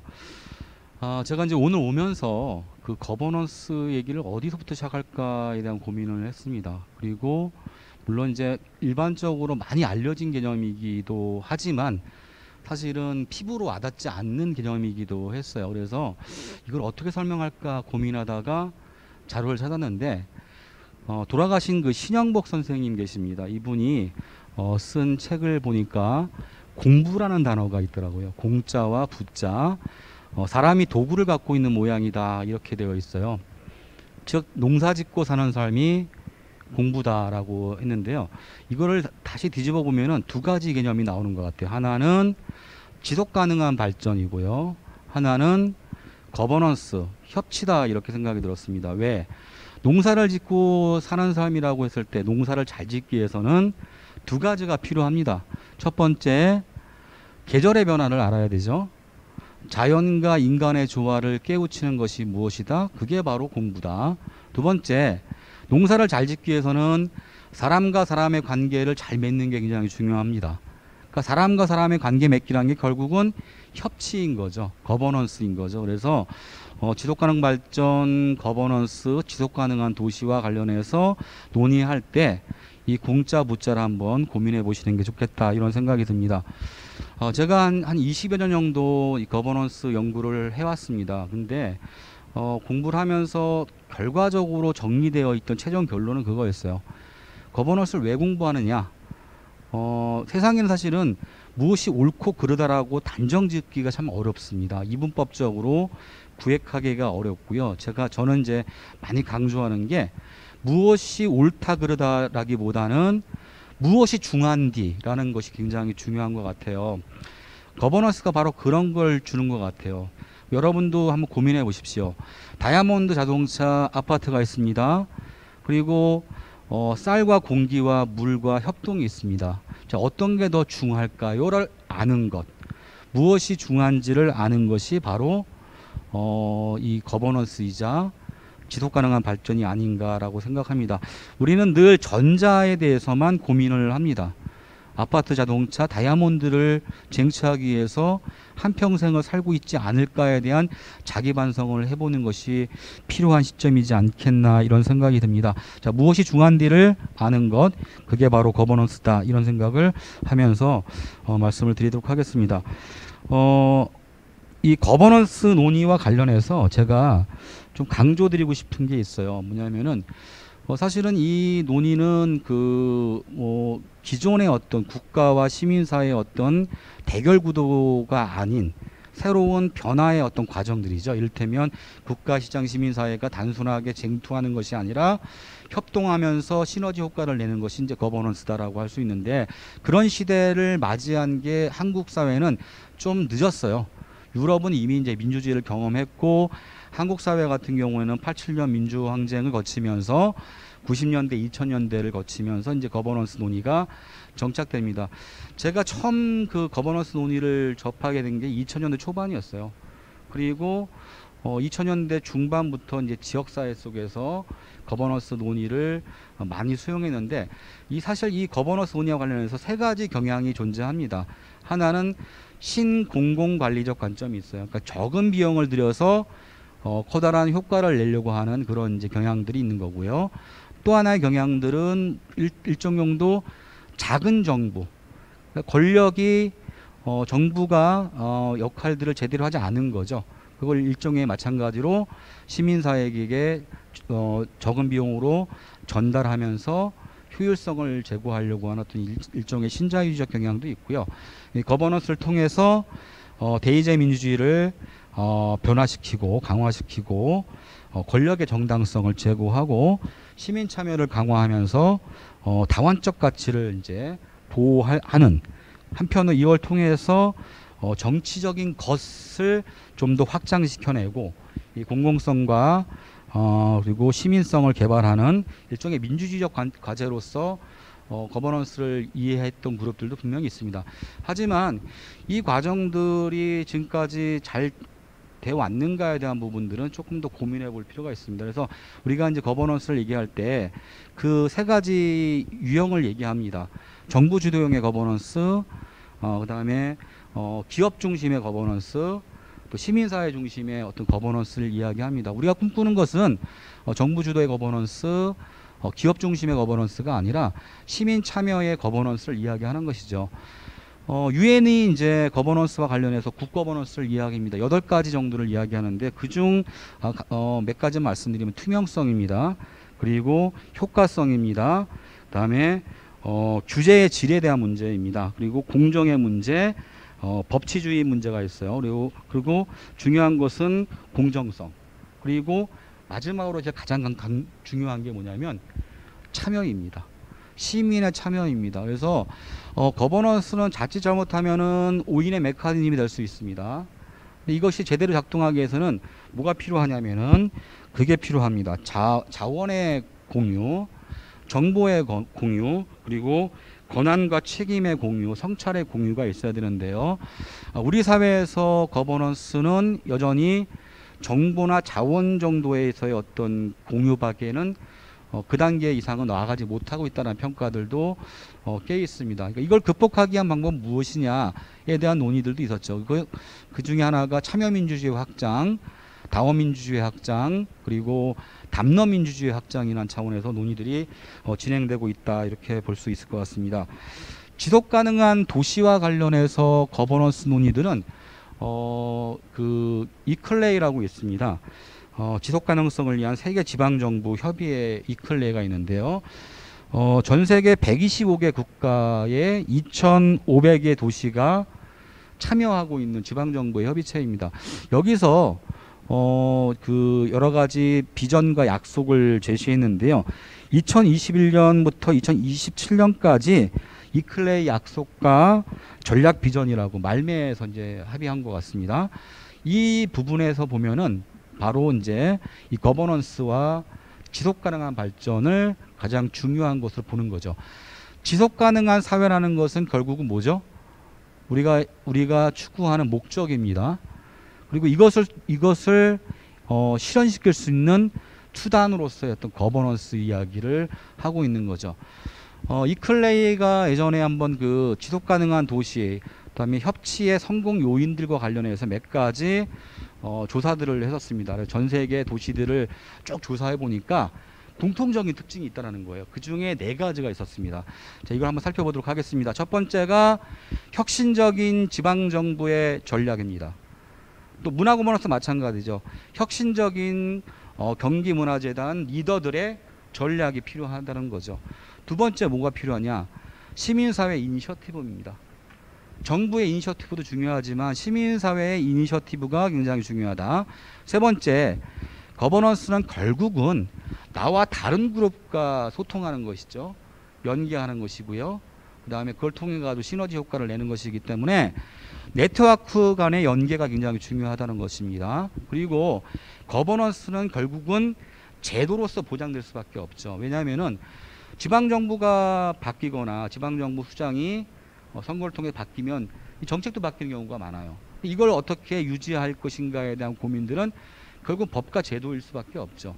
지속 가능성을 담보하기 위한 법이 필요하고 제도가 필요한데 그건 결국은 이제 지방정부 같은 경우에는 조례 같은 것이 되겠죠. 그래서 어쨌든 간에 제도적으로 이 4가지, 즉 혁신적인 지방정부 전략, 그다음에 시민사회 이니셔티브, 네트워크 간의 연계, 그리고 제도화라는 부분들을 한번 그 지속가능 발전 그리고 혹은 지속가능한 도시를 위한 협치의 핵심적 요소로 한번 여러분들이 한번 검토해 보시면 좋을 것 같습니다. 시간이 없는 관계로 이제 마무리를 짓도록 하겠습니다. 왜 거버넌스를 할까요? 라고 했을 때 주역 개사전 편에 나오는 얘기가 있습니다. 궁죽변, 변죽통, 통죽구란 말이 있죠. 자, 궁하니까 즉 어떻게 된다? 변한다. 변죽통, 변하니까 통한다. 그다음에 통죽구, 통하니까 오래 간다란 말이 있습니다. 지금 굉장히 위기에 상황에 놓여 있다, 이렇게 말씀드릴 수 있어요. 지금 우리가 지속가능 발전에 관심을 갖고 지속가능한 도시에 관심을 갖는 이유가 우리가 살고 있는 이 도시가, 우리가 살고 있는 이 사회가, 우리가 살고 있는 이 지구가 지속 불가능하기 때문에 그렇습니다. 그렇죠? 기후 위기 문제, 그리고 지구가 지금 용량이 한계에 도달했다는 측면도 있고요. 그다음에 고령화, 저출산 문제, 실업 문제 등등등등 여러 가지 사회 경제 환경적으로 상당히 어려운 부분들이 있습니다. 그래서 이런 어떤 위기를 극복하기 위해서는 결국 어떻게 된다? 변해야 된다라는 것이고요. 통하게 만들어야 되고 통할 때만이 결국은 어떻게 된다? 오래 간다는 것이죠. 사회 경제 환경이 분리되어 있는 것이 아니라 사회 경제 환경이 통합적 관리 틀을 갖는 거. 이게 바로 거버넌스다. 거버넌스는 오래 갈 수 있게 만드는 것이다라는 겁니다. 또 하나 거버넌스를 잘 수행하기 위해서 필요한 게 있습니다.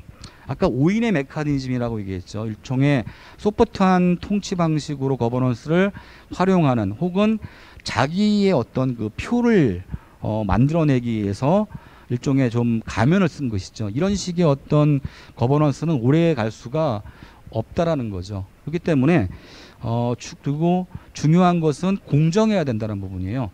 그래서 요즘에 많이 얘기되고 있는 것이 춘풍추상입니다. 최근담에 나오는 얘기죠. 대인춘풍 지기추상이란 말이 있습니다.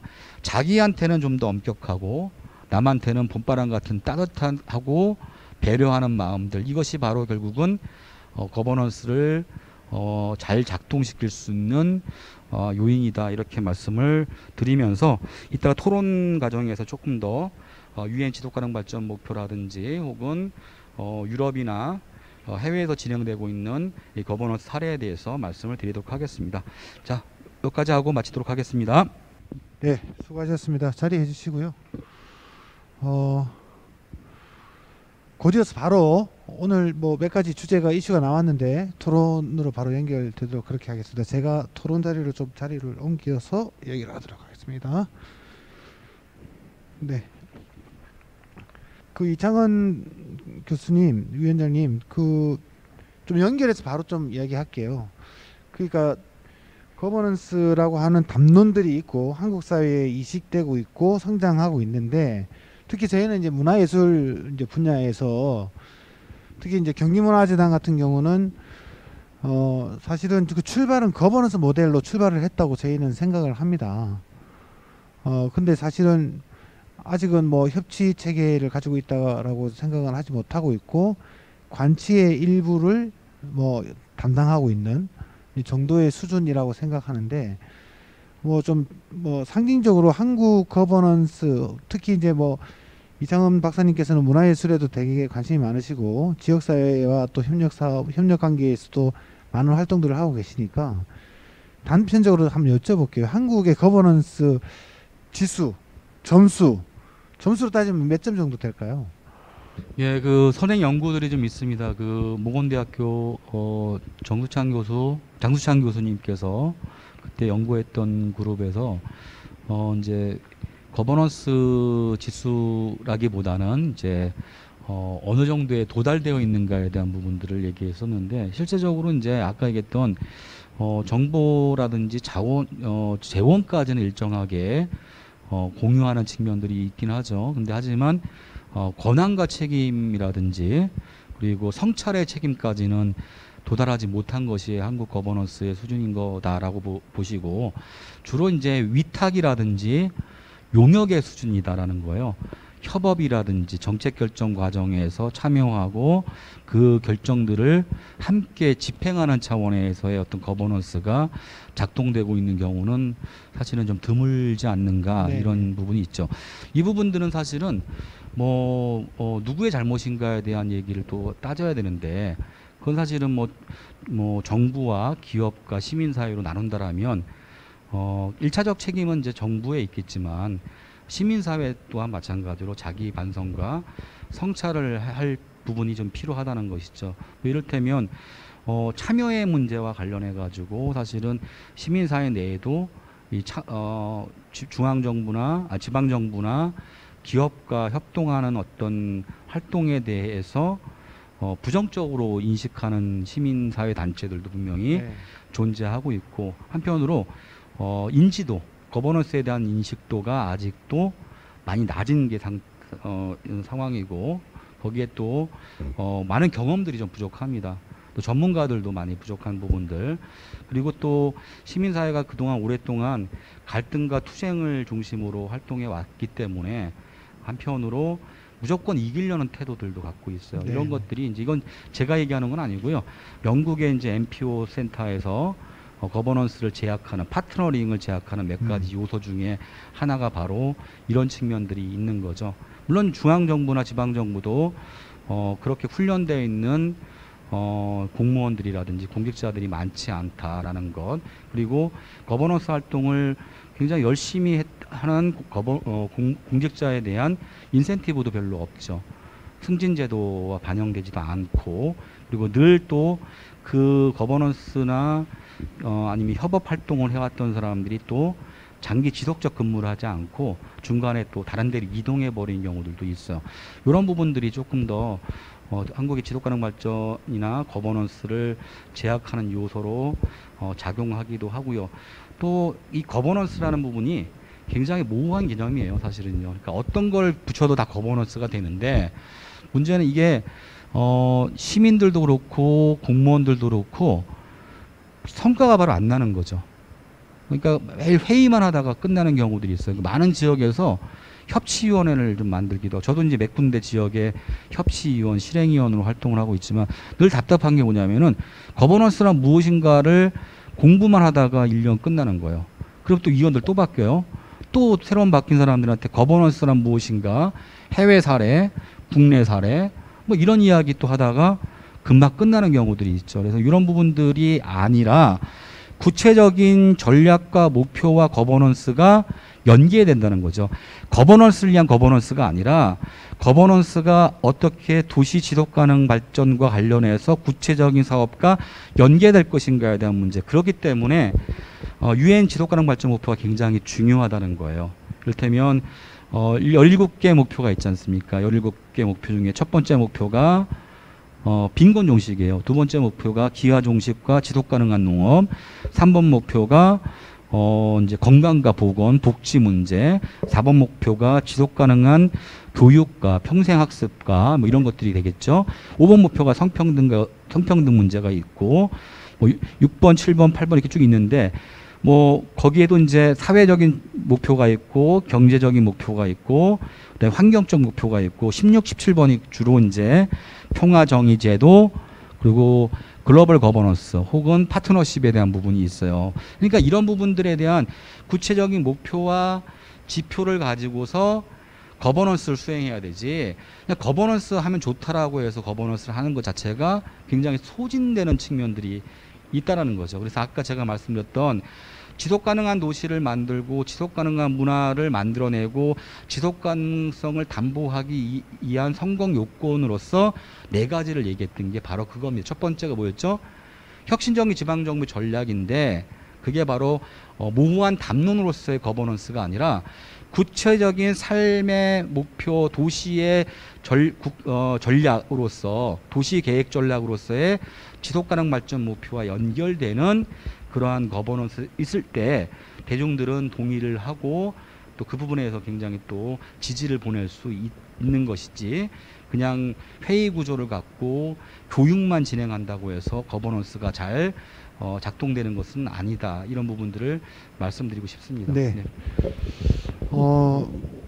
작동 원리로서 그죠? 이제 그 거버넌스가 매우 중요하다라는 거고, 뭐 우리식으로 얘기하면 이제 과정 디자인, 뭐 과정 설계, 근데 그런 걸 통한 울력 같은 거죠. 이제 뭐 그런 건데, 그것을 지금 이제 도시 차원에서 지금 춘천에서 문화도시가 큰 이제 뭐 동기부여는 됐다고 생각을 합니다. 근데 지금 전국적으로 이제 광풍이 일다시피 문화도시 바람이 각 그 단위 지자체별로, 기초 지자체별로 불고 있는데, 아마 이제 문화도시 가이드라인에 그런 협치 체계, 뭐 협력위원회, 뭐 정책 협력 뭐 단위, 또 혹은 시민과 공공의 연결, 뭐 이런 것들이 가이드라인 형태로 나와 있기 때문에 이제 지금 옷을 이제 막 걸치는 과정인 것 같습니다. 그런 과정들이 지금 전국적으로 진행이 되고 있고, 도시별로 이제 뭐 그렇다고 해서 문화도시가 이제 선정되면 거버넌스가 성공한 것이고, 또 탈락하면 거버넌스가 실패한 것이다라고 평가할 수는 없겠죠. 그 강선진 센터장님 지금 그 춘천의 거버넌스 이제 봄바람 뭐 아까 또 봄바람 네트워크 안에 여러 가지 구조들을 가지고 있는데 구체적으로 어떤 그 거버넌스의 어떤 목표 지점을 어느 정도로 두고 가고 있는지 그리고 실질적으로 운영하면서 아까 얘기했지만 거버넌스 해가지고 번아웃 되는 사람이 더 많죠. 왜냐하면 현장이 잘 안 바뀌거든요. 근데 그런 어려움들은 없었는지 좀 얘기해 주십시오. 네, 굉장히 어렵고요. 지금도 어렵고 지금도 담당자들 굉장히 힘들어하고 있는 게 현실이고요. 근데 이제 확실하게 기본적인 태도는 좀 바뀐 게 이 문화도시 사업의 가장 큰 영향력이 아닌가라는 것도 생각이 드는데 기본적으로 이제 문화도시를 선정되는 과정에 있어서도 거버넌스의 수준이라든지 거버넌스의 과정과 방법론이 어느 정도 적용이 됐느냐 그리고 이것들을 지속할 수 있는 힘이 그 지역에 있느냐 이것들이 굉장히 중요한 요소이다 보니까 그동안 어떻게 보면은 이제 문화재단이나 아니면 문화도시 아니면 이런 정책 사업을 주도하는 쪽에서 일방적으로 시민들을 동원하는 방식의 그리고 가이드라인이 있다라고 하면 그 가이드라인의 어떤 구성 요건이나 아니면 점수표, 배점표에 맞춰가지고 모든 걸 짜맞추던 방식에서 이제는 조금 더 변화한 거죠. 뭐가 변화했냐면 일단은 더 자세하게 우리 협력 주체들이 누가 있는지를 찾기 시작을 했고요. 그 협력 주체들을 데려다 놓기는 하지만 예전 같으면 우리 이거 해야 되니까 해주세요, 협조해 주세요가 그냥 언어의 방식이었다라고 하면은 거꾸로 이제는 질문을 하는 단계로 당신이 살고 싶어하는 도시는 어떤 도시이며 당신들의 단체나 아니면 예술가가 활동하기 좋은 조건의 도시는 어떤 도시냐에 대한 어떤 공동의 어떤 상상력들을 모으기 시작했다라는 게 변화의 저는 가장 큰 핵심이 아닐까라는 생각이 들고요. 그런 부분이 또 있다 보니까 사업 담당자들은 좀 힘든 부분이 있지만 아무래도 그렇게 결정된 정책이나 어떤 사업이 이후에 갖게 된 힘에 대한 부분이 과거하고는 좀 분명하게 다른 것 같아요. 그 거버넌스의 과정이 앞에 있기 때문에 그 사업이 설계가 됐을 때 거기에 주도적으로 참여할 주체들도 어느 정도 학습이 되어 있는 상태에서 그 사업에 참여를 하게 되는 것 같고요. 그러다 보니까 이제 앞에서 시간은 굉장히 길게 걸리는데 사업이 이제 속도가 확 올라갈 때는 굉장히 빠르게 올라갈 수 있는 부분들이 있는 것 같습니다. 과거에는 어떤 대표되는 뭐 시범 사업이라든지 이 시범 사업의 어떤 혜택이나 수혜를 받았던 관계자들이 성장하는 속도에 맞춰서 지역이 성장을 한다라고 하면 그리고 그렇게 했을 때는 또 이 주체의 어떤 이탈이 왔을 때 굉장히 많은 것들이 무너져 버리잖아요. 근데 이제 그거는 좀 다른 방식인 것 같아요. 그래서 저는 굉장히 좀 의미는 있다라고 생각이 들고요.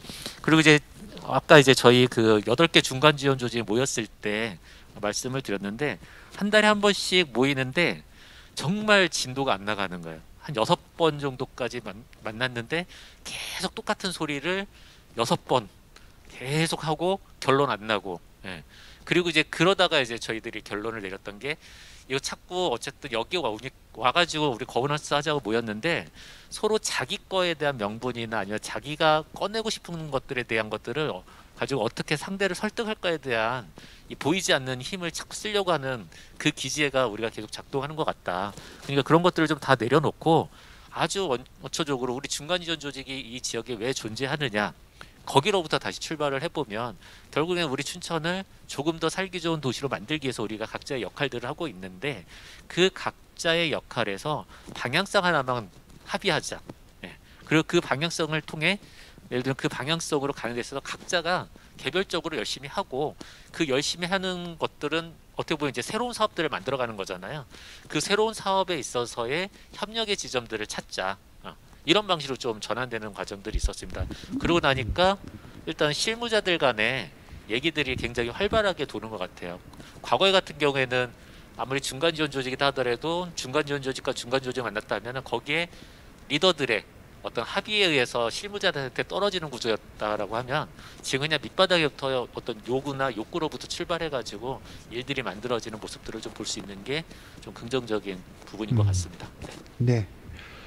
그러니까 뭐 이제 춘천도 이제 다른 문화 도시와 마찬가지로 이제 어떤 과제를 달성하기 위해서 어쨌든 중간 지원 조직이 이제 작동이 되고 거기가 코어가 돼서 이제 묶어내는 작업들이었다면 이제 아까 이제 시흥 사례는 이제 뭐냐면 아까 49대 51 이제 원칙처럼 우리 지역의 자원을 발견하고 스스로 가꿀 수 있는 힘을 좀 가집시다라는 정도의 컨셉만 가지고 사실은 시흥 에코뮤지엄이 출발을 했잖아요. 그 과정 속에서 사실은 뭐 저도 그 과정 잘 알고 있습니다만 상당히 열정적으로 참여를 했던 것 같습니다. 근데 참여의 의지만 있다고 해서 될 일은 아니죠. 이제 이것이 거버넌스인지 아닌지도 모르고 스스로 이렇게 엮여 들어가는 이런 모습들과 또 스스로 이렇게 자기의 욕심도 내려놓고 기득권도 내려놓고 공동의 어떤 목표를 달성하기 위해서 협력했던 이런 과정들이 사실은 시흥의 어떤 모델 안에 녹아 있었던 거거든요. 거기에서 이제 코어로 작동했던 사람들이 시민기획자, 그다음에 최준수 작가 같은 또 기획자, 뭐 이런 분들의 노력들이 아주 중요했다고 생각하는데, 그 시흥 사례 시흥 얘기 아까 그냥 쭉 얘기만 하셔서 좀 그 과정 속에서 좀 변화된 결과적으로 지금 상황에서 시흥이라고 하는 어떤 도시에서 시민들이 어떤 생각을 가지고 있는지 이런 것들 조금 보완해서 설명을 해주시면 좋겠습니다. 네, 오늘 오전에도 줌으로 이제 회의를 진행을 했는데요. 일단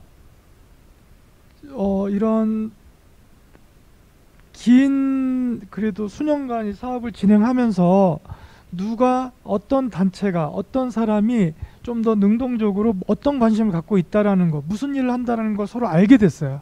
알다 보니까 서로 오늘 계속 얘기 중에 나왔던 게 네트워크였어요. 그러니까 같이 참여하자, 같이 하자. 그래서 그리고 서로 좀 사실 현장에서는 이런 사업을 하면 혼자 못하니까 좀 같이 의존하기도 하고 도움도 받고 주고 요 좀 품앗이가 이루어지는 게 오늘 되게 오늘 회의에서도 오전 회의에서도 보면 그 필요성 그걸 스스로가 느끼는 것 같아요. 그 스스로가. 그래서 뭐 예를 들어 어떤 축제를 기획하는데 미산동의 마을 박물관을 기획하는데 조금 더 이런 컨텐츠가 필요할 것 같으니까 서로 초대하는 거예요. 그 단체를 그러니까 순전 이게 스스로가 이렇게 찾아 나가는 거죠. 왜 이번에는 관에서 이 사업을 총괄하는 형태도 아니고 전에도 그랬지만 근데 이번에는 또 약간 민과 관의 중간 형태인 시흥 지속 가능 발전 협의회에도 빠져 있고 이제 공정여행 동네보험 여성분들이 이번에 사업을 이제 운영하는 입장에서 보면 더 자발적이고 더 시민들이 더 같이 잘 뭉치는 기회가 되는 것 같아요. 네, 그래서 스스로 서로 연대하려는 그런 노력이 되게 저는 오늘도 좀 오전에 깜짝 놀랐었고 이 얘기를 꼭 전하고 싶었는데 마침 물어봐 주셔가지고 그게 시민들이 갖고 있는 역량이고 또 하나는 이제는 그 문화나 예술에 관심 있는 분들은 예전에는 정보가 없어서 어떤 감이 없었는데 어떤 감이 없었는데 지금은 회의를 하다 보면 너무 정보가 쏟아져 있기 때문에 충분히 누구나 그런 기회만 주어진다면 스타트하면 바로 달릴 준비가 돼 있는 사람들이 많은 거예요. 그러니까 여기서 이제 보면 제가 느낀 게 이제 기획자, 그러니까 탑다운 방식 기획자가 아니라 중재자, 매개자의 역할을 한다면 이분들이 정말 스스로 연대하고 네트워크를 만들고 그 자생적 그 지역 문화, 시민 문화를 만들어갈 수 있겠다라는 게 저는 되게 느꼈어요. 그러니까 그래서 워낙 이제 오픈되어 있는 사회이기 때문에 그래서 또 하여튼 그런 느낌이 있어요. 아마도 이제 그 뭔가 문제를 해결하는 도시 아까 모두에 말씀드렸던 것처럼 이제 워낙 이제 특히 이제 경기도가 아까 이제 춘천처럼 결핍이 있고 이제 그런 결핍을 뭔가 이렇게 전환시켜서 이제 도시의 에너지로 만들어 나가는 도시 발전의 어떤 에너지로 원동력으로 만들어 나가려고 하는 거죠. 결핍은 나의 힘 뭐 이런 얘기도 있는 것처럼 이제 그런 전환의 과정, 뭐 이런 속에서 이제 가장 중요한 게 지금 이제 저희가 판단할 때는 이제 공공이 뭘 공급할 거냐, 어떻게 공급할 거냐, 어떤 방식으로 공급할 거냐가 이제 더 이상 중요하지 않다라는데 이미 인식이 어느 정도 공유가 돼 있는 것 같고, 이제 방향을 바꾸는 거잖아요. 결국은 전환이란 게 결국은 이제 아까 이창원 박사님께서 이제 시민 참여라고 하는 부분을 매우 중요하다라고 얘기를 했는데, 저희도 지금 그렇게 생각하고 있습니다. 결국은 뭐 기존에 뭐 지역의 유산이 있고 그거를 이제 활동을 하는 이제 로직들은 다 있다는 거죠. 근데 그걸 누가 할 거냐라고 했을 때 결국은 이제 이게 그 국가나 정부 또 공공 뭐 중간 지원 조직을 넘어서서 이제는 방향이 바뀌어서 아예 이제 밑에서 현장에서부터 발현되는 내생적 에너지, 그 주체가 결국은 시민이어야 된다라는 겁니다. 이제 뭐 우리가 주민이라고도 얘기하고 국민이라고도 얘기하고 뭐 이렇게 얘기할 수 있겠지만, 가장 뭐 시민성을 획득하고 있는 단어가 있다고 저는 생각하고, 그 시민들의 참여가 매우 중요한데, 이창원 박사님, 이 사실은 뭐 아직까지 우리나라에 잘 도입은 안 돼 있는 것 같은데, 그 시민 참여 단계론 같은 게 좀 있지 않습니까? 뭐 참여의 사다리라든지 네. 뭐 여러 가지 역할 모델, 뭐 또 변화 모델들이 있는데, 시민 참여를 도모하기 위한, 오히려 이제 지금은 시민 주도 이런 얘기도 한단 말이죠. 그러니까 그 시민을 주인공으로 만들긴 참 많이 했어요. 저희가 무대에 올려놓고 그들을 주인공으로 분장도 시키고 뭐 이렇게 했지만, 사실은 그들에게 땅 한 평 주지 않았단 말이죠. 그들이 주인이 되게끔 하는 이런 과정들이 되게 필요할 텐데, 궁극적인 목표는 아마 그것일 텐데, 우리나라에서는 지금 어느 정도 그런 논의들이 좀 연구되고 있고 진행되고 있는지요? 예, 지금 뭐 시민 참여와 일정하게 다부분적 협력과 관련한 논의들은 굉장히 많지만, 현실적으로 시민이 지역사회에 참여하기가 좀 어렵죠. 왜냐하면 일상에 있어서 다 직장 생활을 하거나 먹을거리 문제 이런 부분들도 있기 때문에 이게 직업적으로 지역사회 문제에 다 들어갈 수는 없잖아요. 특히 이제 직장을 다닌 사람들은 저녁 때 집에 들어오는, 저녁 때 지역에 돌아오는 그런 상황들이 좀 많죠. 그러다 보니까 어쩔 수 없이 이제 뭐 대안 아닌 대안이지만 이 중간 지원 조직에 대한 논의가 계속 이야기되는 것 같아요. 그래서 중간 지원 조직이 어떤 역할을 수행할 것인가에 대한 부분들을 이야기하는데, 연결자로서의 어떤 중간 지원 조직, 그리고 지원자로서의 중간 지원 조직, 생태계 조성자로서의 어떤 중간 지원 조직의 역할을 강조하고 있습니다. 그럼에도 불구하고 제가 며칠 전에 이제 영영시 공익활동지원센터 관련한 이제 용역을 마무리 졌어요. 그 지역사회에 쭉 조사를 해봤더니 사실은 이 중간 지원 조직조차도 사실은 역량들을 확보하고 있지 못한 경우가 굉장히 많더라고요. 그러니까 전문성도 좀 부족하고, 그다음 네트워킹 능력도 좀 떨어지고, 그다음에 아까 얘기했던 전략 비전이 좀 떨어지고, 또 어떤 경우에는 지방정부 수장이라든지 아니면 공무원들과 관계 속에서 위탁받는 경우들도 상당히 많죠. 그죠? 그런 부분들도 있고 등등 여러 가지 한계들이 있는데, 결국은 이제 중간 지원 조직의 역할들을 어떻게 제고할 것인가에 대한 문제가 일단 1차적으로 이제 중요하게 제기되고 있는 것 같습니다. 근데 대체적으로 중간 지원 조직의 한계가 뭐가 있냐면, 전통적 한계입니다. 동영화 현상입니다. 누구하고 동영화? 행정 동영화 현상이 나타나는 거예요. 그러니까 점점 행정의 논리를 따라가는 거죠. 왜? 돈을 행정이 주니까. 그다음에 계약을 행정이 하니까. 그러니까 계속 행정적 방식, 언어, 행위 양식을 구사하고 있는 거죠. 어느 틈인가에 연결자로서의, 생태적 조성자로서의, 지원자로서의 역할들을 하지 않고 그냥 행정의 대변자로서 전락해버린 경우들이 많습니다. 그래서 이 중간 지원 조직을 설립하는 과정들, 그 다음에 그들에게 권리를 이양하는 과정들, 예산을 지원하는 과정에 있어서 조금 더 자율성과 독립성을 제공하지 않는 한 중간 지원 조직 역할들 제고하기가 상당히 어렵다. 창조적이고 자발적인 어떤 다양한 형태의 상상력들을 발휘하기가 너무 어려운 조건이지 않느냐. 왜냐하면 자기 생계와 달려있는 문제이기 때문에 그런 부분들에 대한 제도라든지 이런 부분들을 고민해야 될 것 같고요. 또 한 가지가 이제 이것을 이제 개별적인 중간 지원 조직에 맡긴다고 해서 중간 지원 조직 활동가의 역량이 커지는 것 같지는 않습니다. 그래서 문화와 관련되어 있는 중간 지원 조직 같은 경우에는 경기도와 경기문화재단이 협조해서 경기도 차원에서 어떤 활동가 중간 지원 활동가 역량들을 강화시켜주기 위한 비전과 전략들을 구축하는 것, 그리고 또 개별 시군구 단위에서 해결할 수 없는 개별 중간 지원 조직이 해결할 수 없는 이 법적이고 이런 것들에 대한 대안들을 제시해서 보다 자율적이고 독립적으로 활동할 수 있는 그런 어떤 이제 여건들을 만들어주는 것도 굉장히 중요하지 않겠는가 이런 생각이 드는데 시간이 없는 관계로 여기까지 얘기하고. 네. 지금 저희 그 경기문화재단도 ESG 경영 뭐 경영 성과 목표 뭐 이런 거 막 정하고 있어요. 이 바깥에서 보시기에 저희도 ESG 이제 성과 지표를 만들고 있거든요. 어떤 게 제일 필요할까요?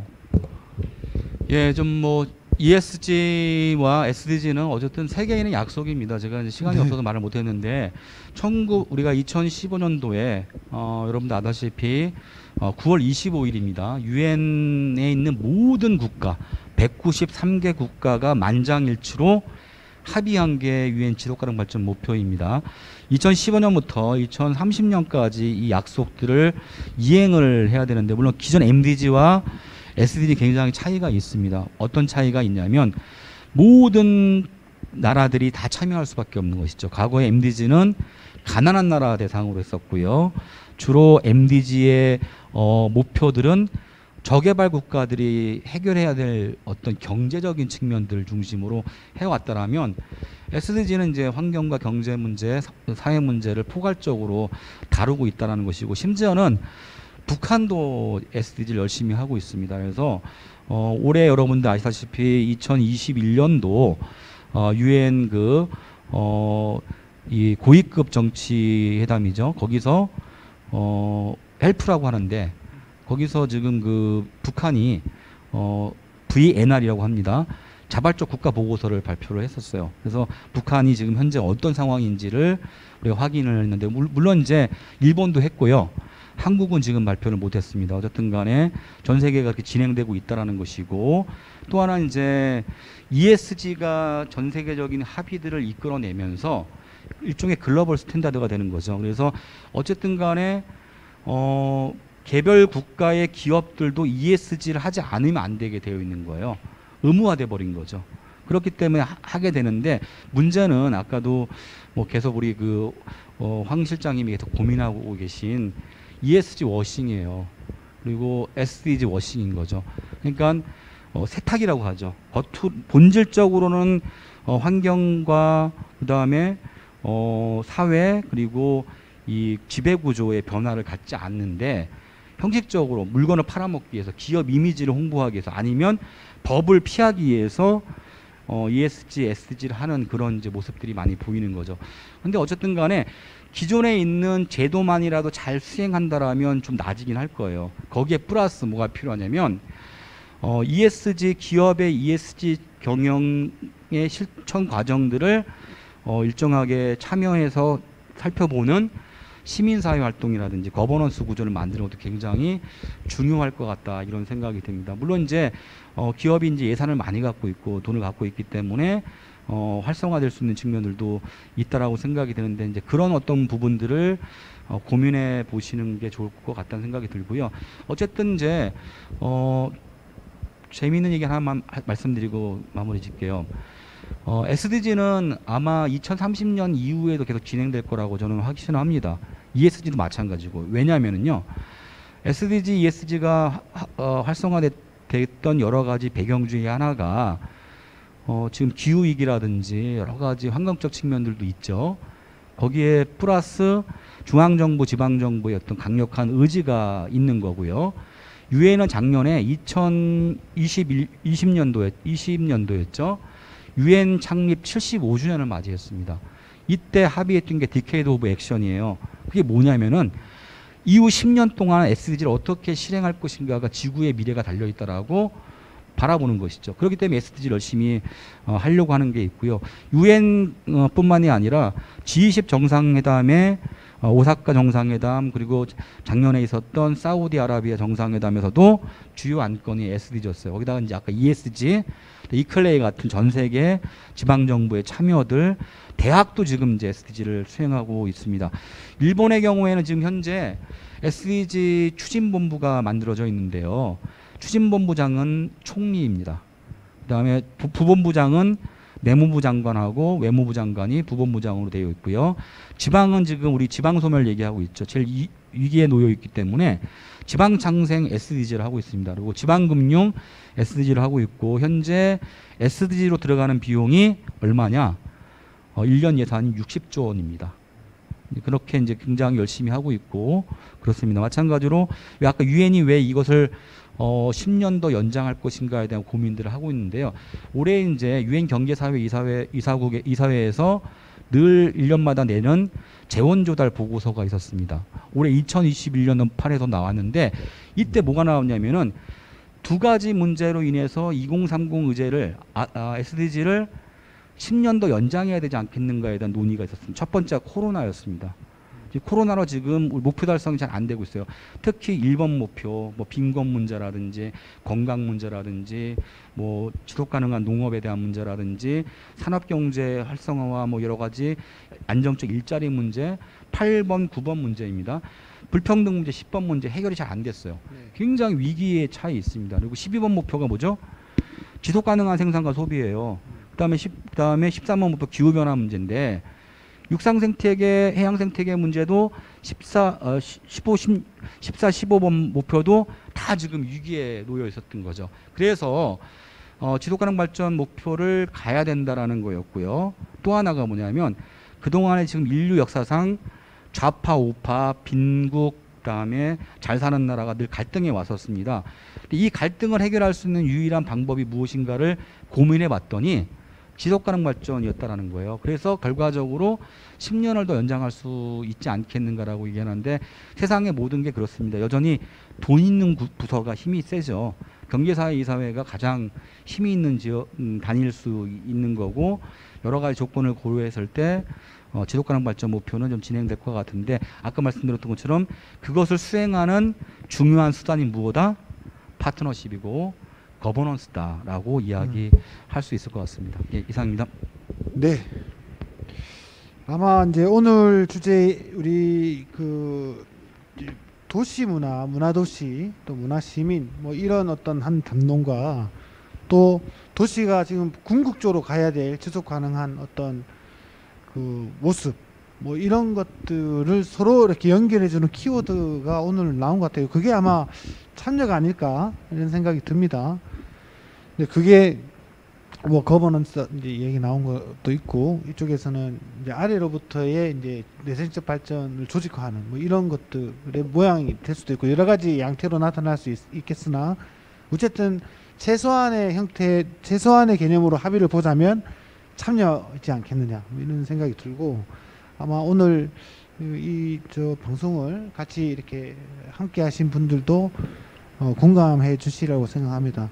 저희 경기문화재단도 뭐 여전히 고민이 이제 있는데 이제 계속 이렇게 공급자 방식, 공공의 공급 방식을 지속 가능하게 할 수 있을까라는 고민이 있는 것이고 이제는 이제 조금 이제 바꿔야 된다. 그러려면 제대로 된 자기 역할 모델을 좀 다시 찾기를 해야 되지 않겠느냐 이런 생각들을 하고 있습니다.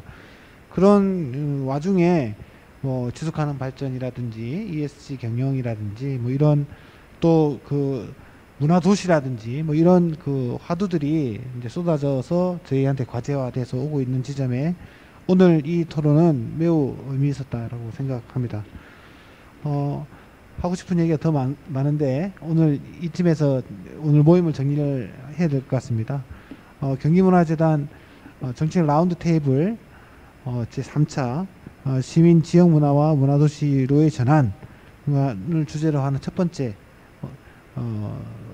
라운드 테이블을 오늘 여기서 마치겠습니다. 함께 해주셔서 감사합니다. 고맙습니다.